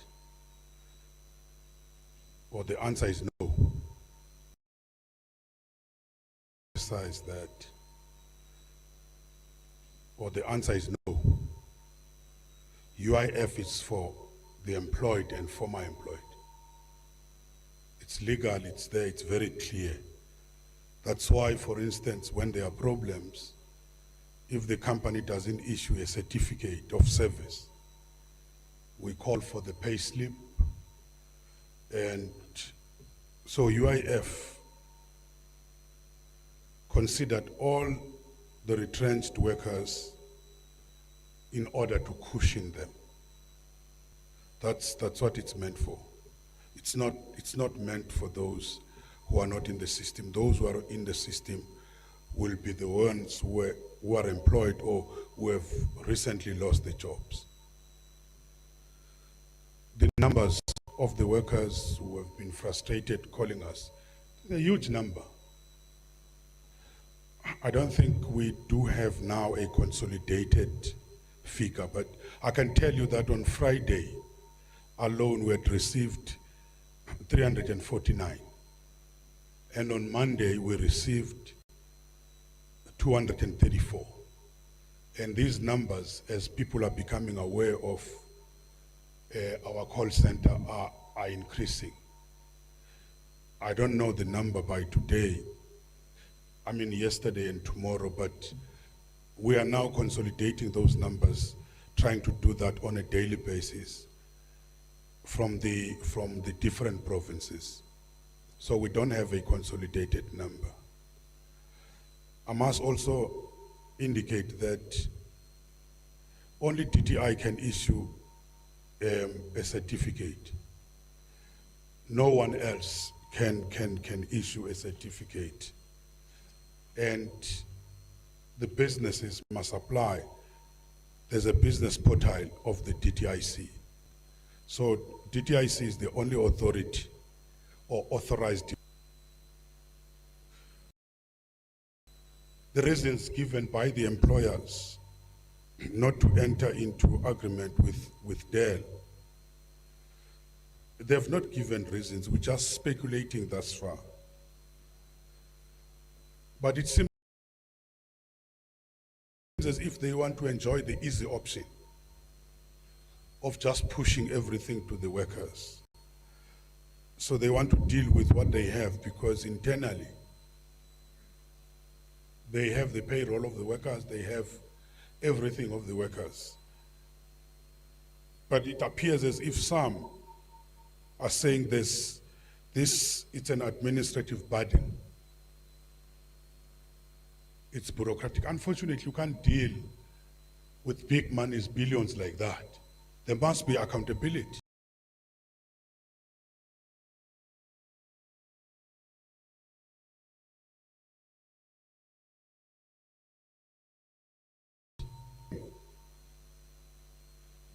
The workers will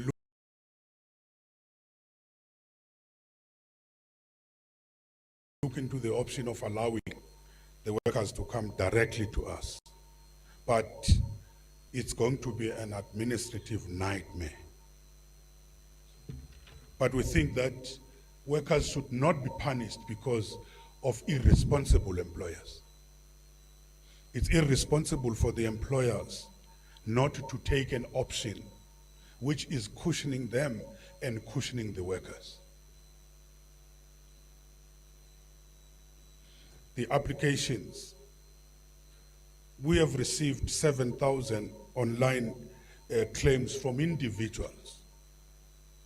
But we are trying to direct those individuals. We note and take all those details. We give them the forms which they have to fill in, but also interact with their companies, because we want now the claims to come through the companies. So these belong to different companies. We've also have 1,520 from the individual companies. So some of the companies are able to deal with the facility which has been given to them. And we expect that once we have finalized agreements with all the different sectors, the numbers are going to go up. Remember, in terms of the UIF, or registered, it's about 1.8 million companies. If that number of the companies, all of them, or let's say 50% of them apply, you know what it means. And the workers they represent, it's a huge number. That's why we have gone for this route of using the different sectors, the different industry associations, and now we are talking to the banks. We think that infrastructure will help us. But let me also emphasize this in Velas. Once again, companies cannot force employees to take the annual leave. Companies must just learn to negotiate. Companies in this sensitive period, let's all cooperate. But also,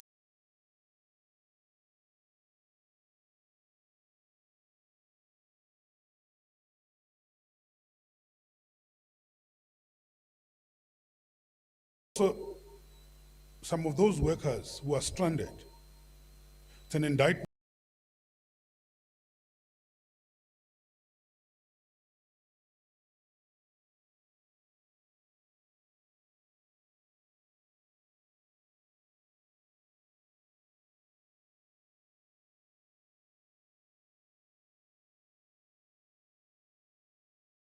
because union leaders should come to the party and do not expect that everything will be done by government.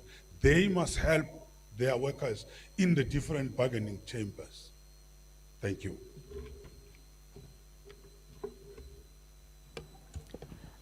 Thank you, Minister. The first question is from Tamal Khan from the Business Day. She's asking that since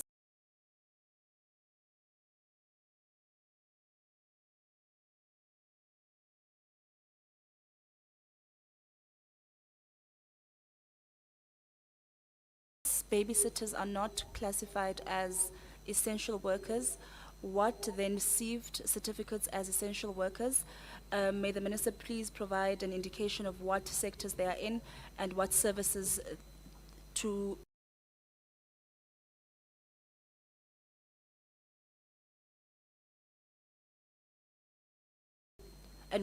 they provide. And the last question is from Jolene van Wyk 24.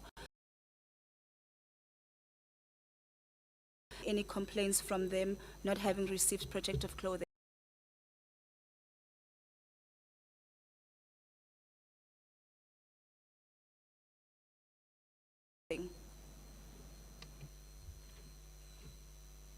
The last one.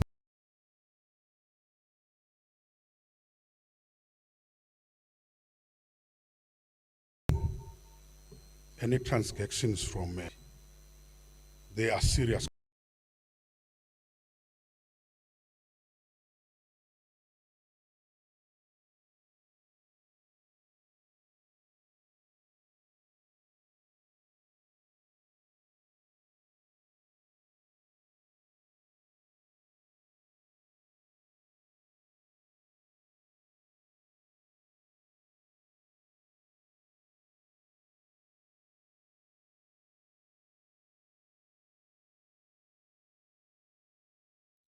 So those inspectors are overstressed.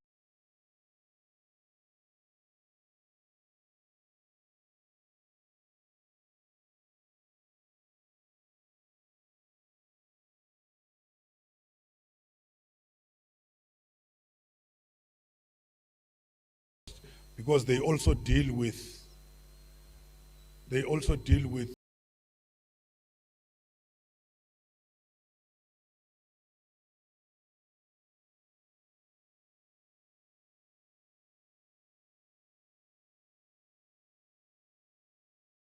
they try, but we can't be all over. If I'm talking about 1.8, call for everybody to be responsible. So we are trying where we are getting the information.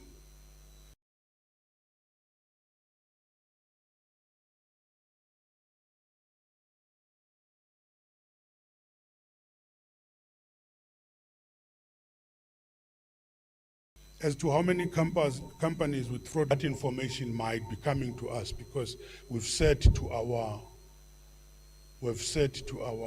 inspectors they need to compile this data on a daily basis so that we have consolidated numbers. It's mainly retail and manufacturing.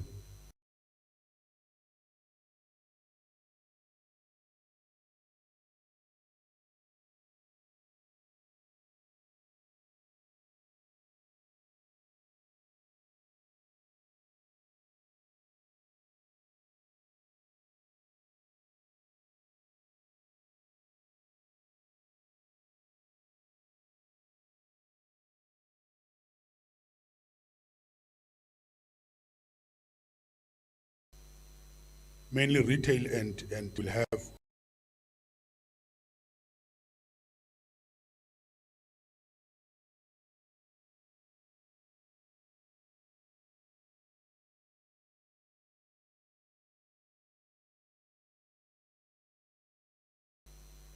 mainly retail and will have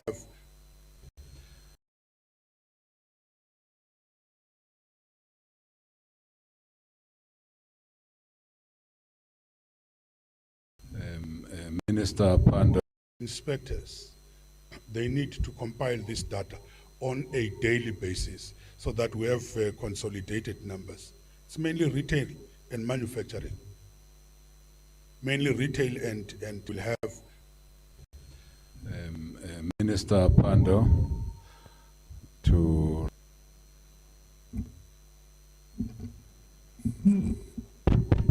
Does it work? Okay. Is it all right from here? Thank you very much. Minister Mbalula answered a lot of the questions that I had marked as belonging to, so I will allowed by the directives is similar to the Wuhan process. We don't anticipate military help.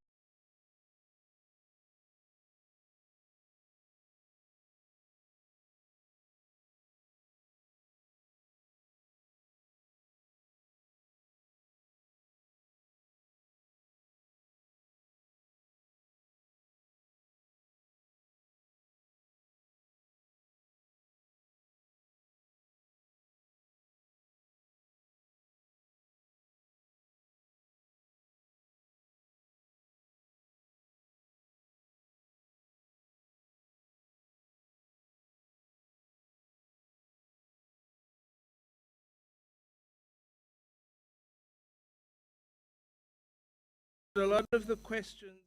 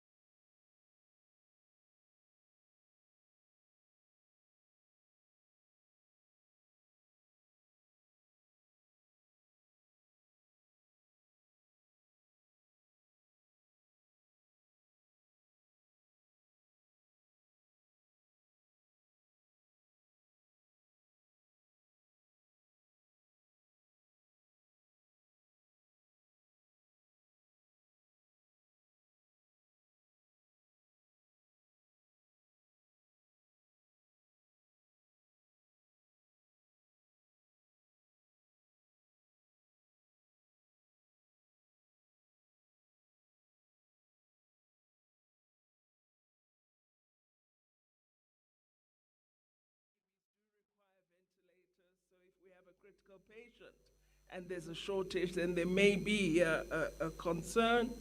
But I know that we are looking at manufacturing companies in South Africa, as other countries have done, to ask, for example, companies that manufacture electrical goods to look at assisting us by focusing on ventilators.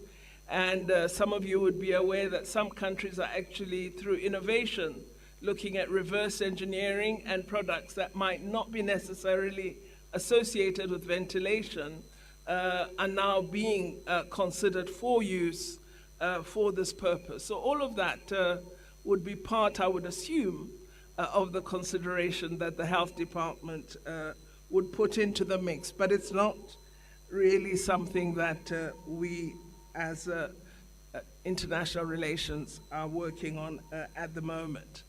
As to Africa at the back of the line, I didn't get that impression when we participated in the virtual meeting of the G20 leaders.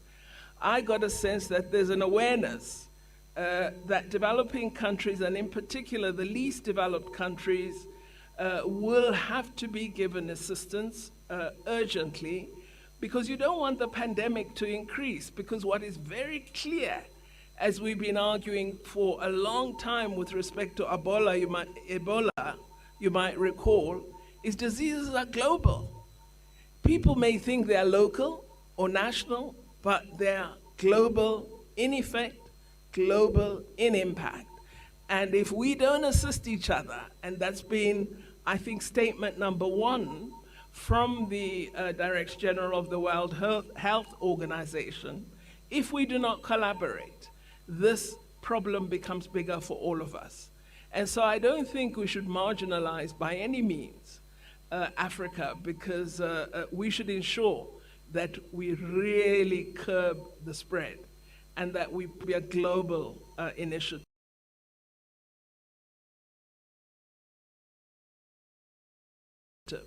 We're very pleased that several of the G20 countries have already made commitments to assist the CDC in Addis Ababa, the African Center for Disease Control. We have made our own commitment as South Africa toward that initiative, because we have to empower ourselves to be part of international research and innovation initiatives. So I would really argue against a notion of Africa being at the back. We'll be doing so to the detriment of humanity. On offers of help, we have had offers already from Germany. There's a significant commitment already, as well as from China, where it's not just the government of the People's Republic, it is also companies that operate or have operations in South Africa and other parts of the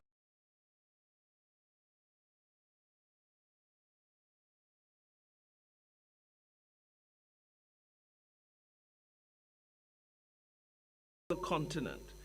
But we are marshalling our own Africa Emergency Africa through the African Union to provide assistance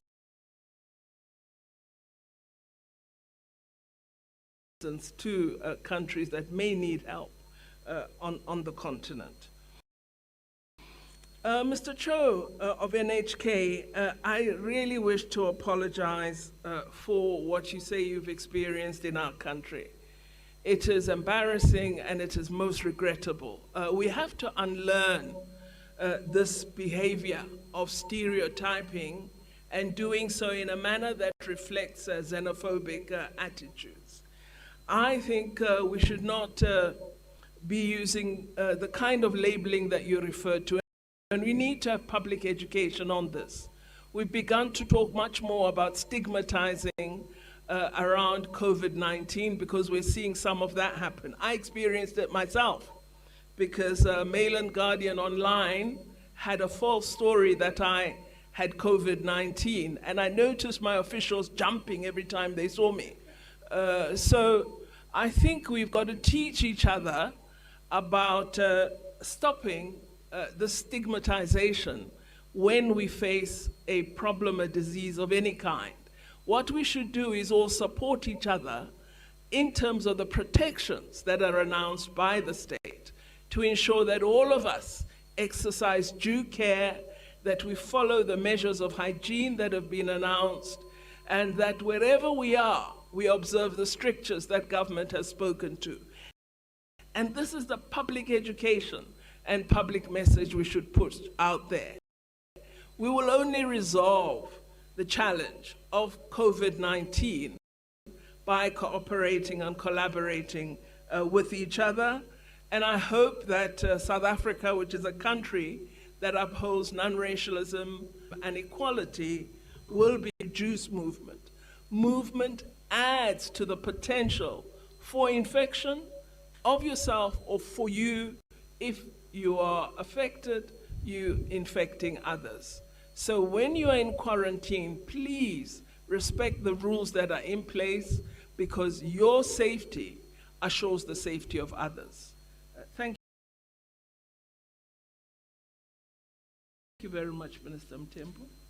Thank you, Minister. Colleagues, I know that there is a few questions. We have a question online. Yes.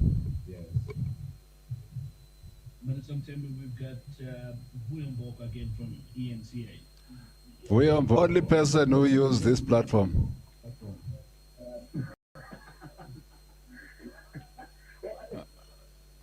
Well, a quick one from me, a quick one, just a follow-up to the question I asked the minister, which she responded to. The nature of the offers from China and Germany, is it for equipment, money, expertise, medicine? What exactly are we talking about? Largely, it is equipment that we are receiving offers for. It is equipment. I hope you can hear me.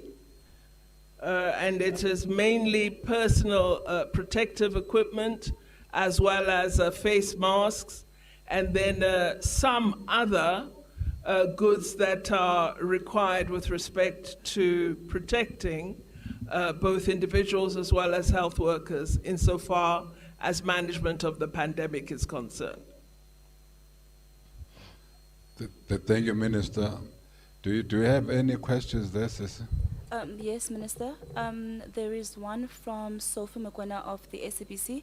She's asking whether South Africa is participating in any international vaccine trials and whether the panel can share information on what government is doing to help South African citizens, or that has been answered, who are abroad and want to come home. The other question is from, I can't pronounce the name, it's from an independent journalist from Brazil, who's asking that, or is stating that there are currently apparently 500 Brazilian tourists here in South Africa waiting for an opportunity to fly back home. When will LATAM be able to operate the next flight from Johannesburg to Sao Paulo? There is only one flight scheduled for tomorrow, but they are still waiting for the authorization from South African government. Who takes it?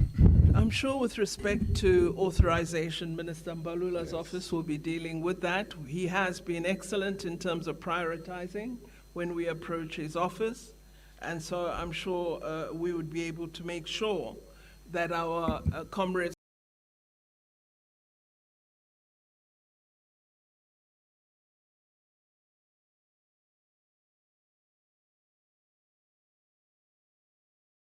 from Brazil get home safely. With respect to the vaccine authorized in other countries as suitable for addressing COVID-19 or aspects of the symptoms of this disease. But it is the Department of Health that will be able to provide the full information. And as in science and technology, I could pronounce all those names, I no longer can. I saw them in a list recently, so I think Minister Mkhize must speak to them. But there is some work being done. Thank you. Minister Mbalula? Oh, covered. There was one question. Let's hear the question from the call center. We've got one more question from Peter at the Daily Bearable. Peter, you can speak. Hello? One of two Minister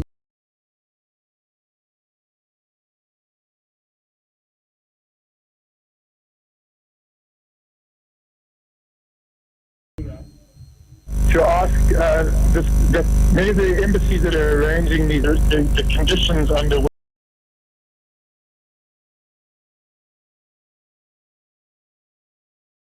which their citizens will have to get to the airport. That then to Minister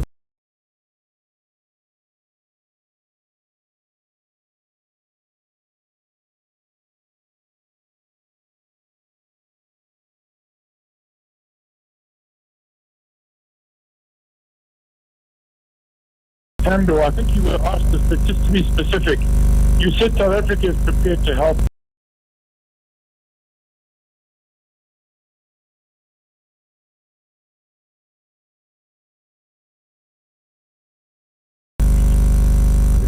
Before we answer these questions, let's take the last.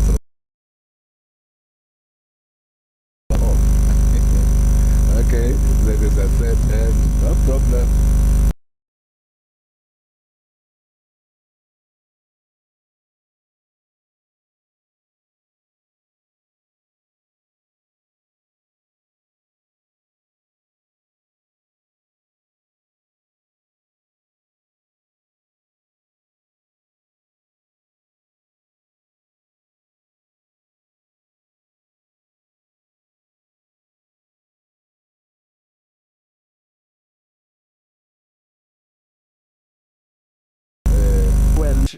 This, I find it to be in contradiction with your answer, essentials, far away from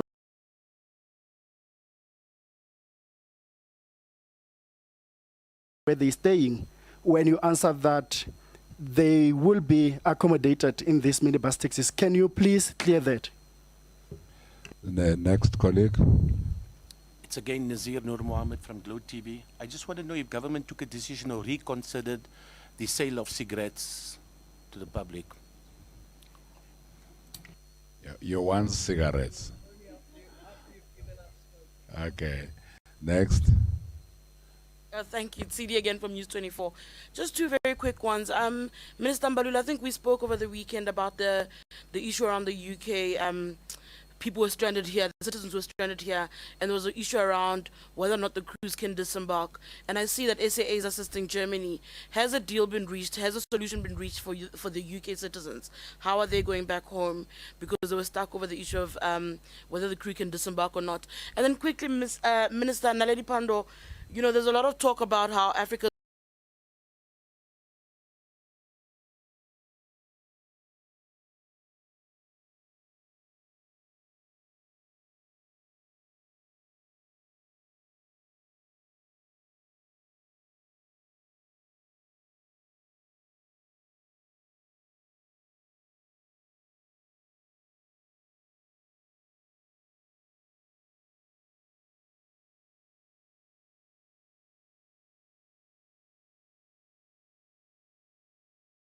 assisting Germany.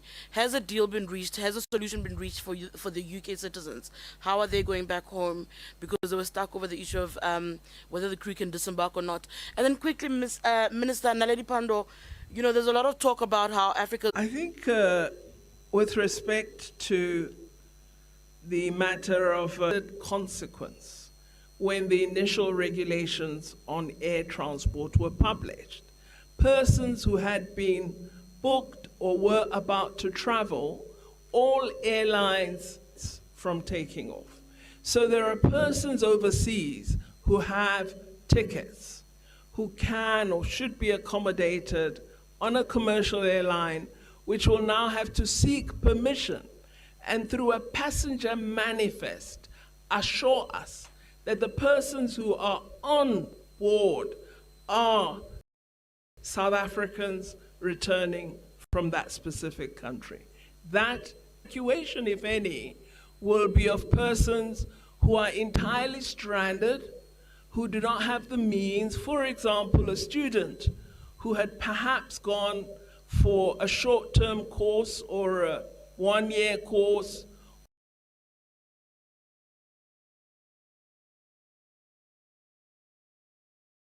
or part-time work,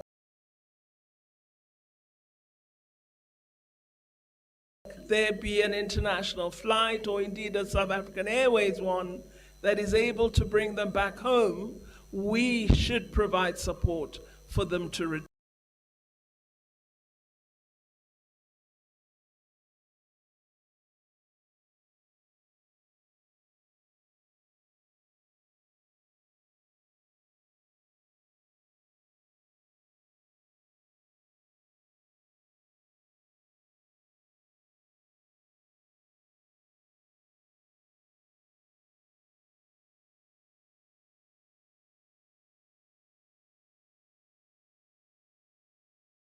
home. If that the government has the means to assume all responsibility.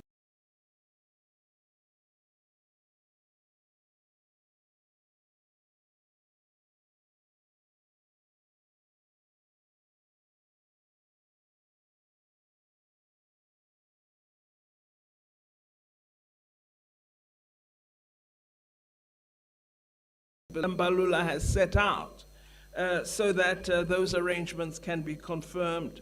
Now, to all the missions located in South Africa, as I said, we're going to publish one of the ways in order to assure that we don't create an untenable situation. One of the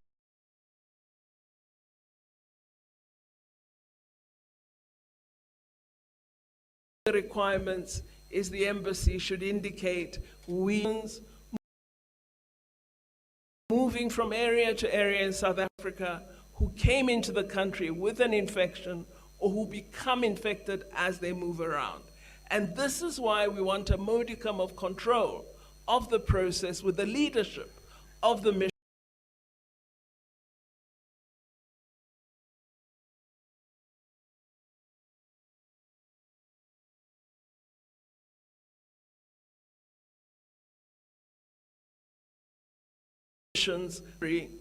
Is the Center for Disease Control located in Addis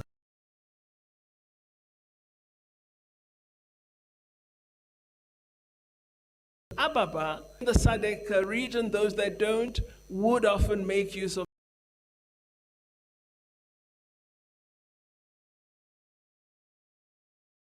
NICD in South Africa. So we are encouraging certainly depositing of the data with the Addis CDC, the African one, as well as collation on a regular basis of the picture as we see it on the African continent. I do know that the World Health Organization is speaking to each of the leaders of the continent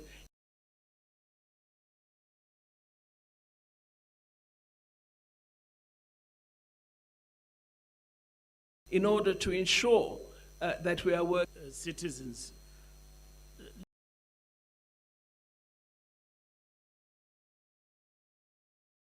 Let me just, explain again that the lockdown does not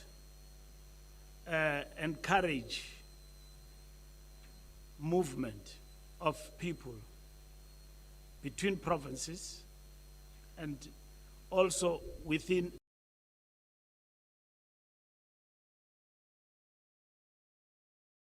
a province or within a city or now I've had people raising the issue that we should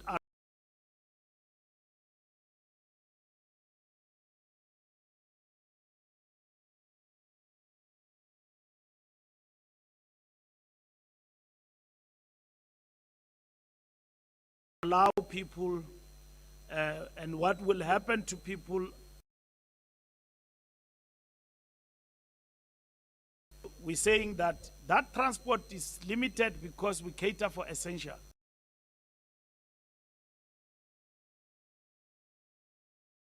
But if you go and you want to go and buy and all of that,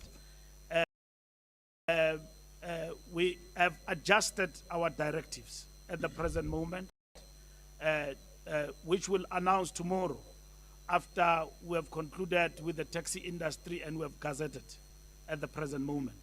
But transport is not for movement of people. Yes, where people want to buy, they can do that if they are at a distance and so on. We are encouraging people to buy in their neighborhood, not to travel between Alexander and Soweto. That will happen after the lockdown. We seek to contain the virus, and that is what is happening here. If you are in Alexander, buy in Alexander. If you are in Soweto, buy in Soweto. If you are in Zingi, buy in Zingi. Where is Zingi? If you are in, if you are in Butabelo, buy in Butabelo. And that is what, because in every section in Butabelo, there is a spaza shop where you can buy food and so on.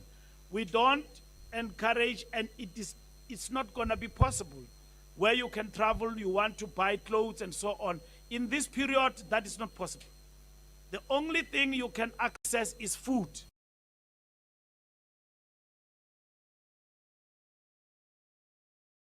And food supply is galore. And that is why that are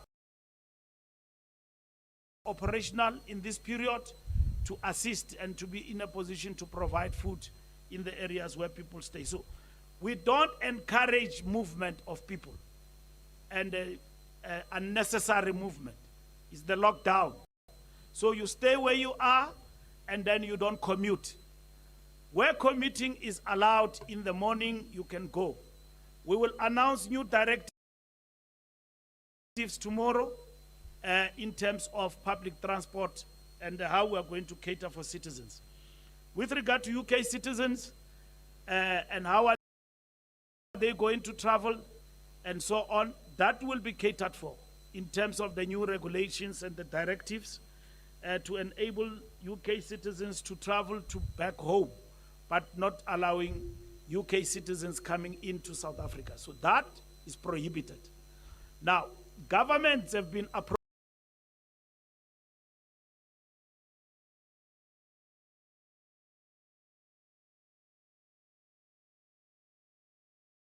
approaching South Africa through DERCO.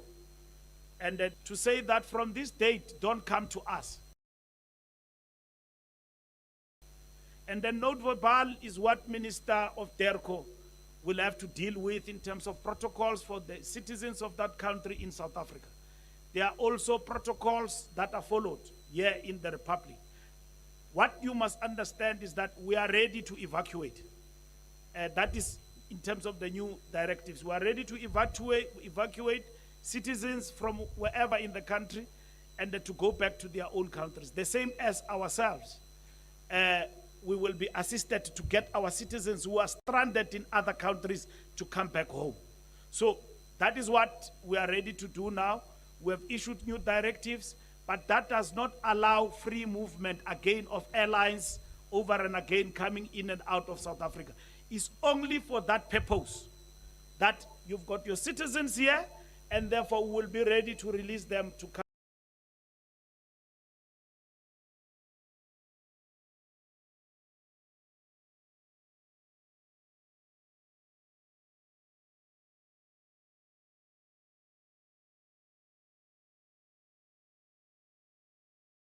Come back to South Africa. So those are the things that will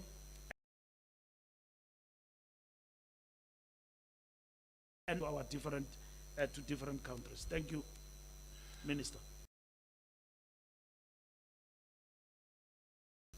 Colleagues, speaking of directives, let's just give one last directive. All our press briefings from now onwards will be, what is the terminology? Virtual. So we'll be communicating with you where you are. You will not have to come here for very obvious reasons, so that we remain here, we don't get sick, we don't infect you, you don't infect us. And we will continue to have these briefings in this virtual manner. We will have some on Thursday where our colleagues from the economic cluster will speak to you.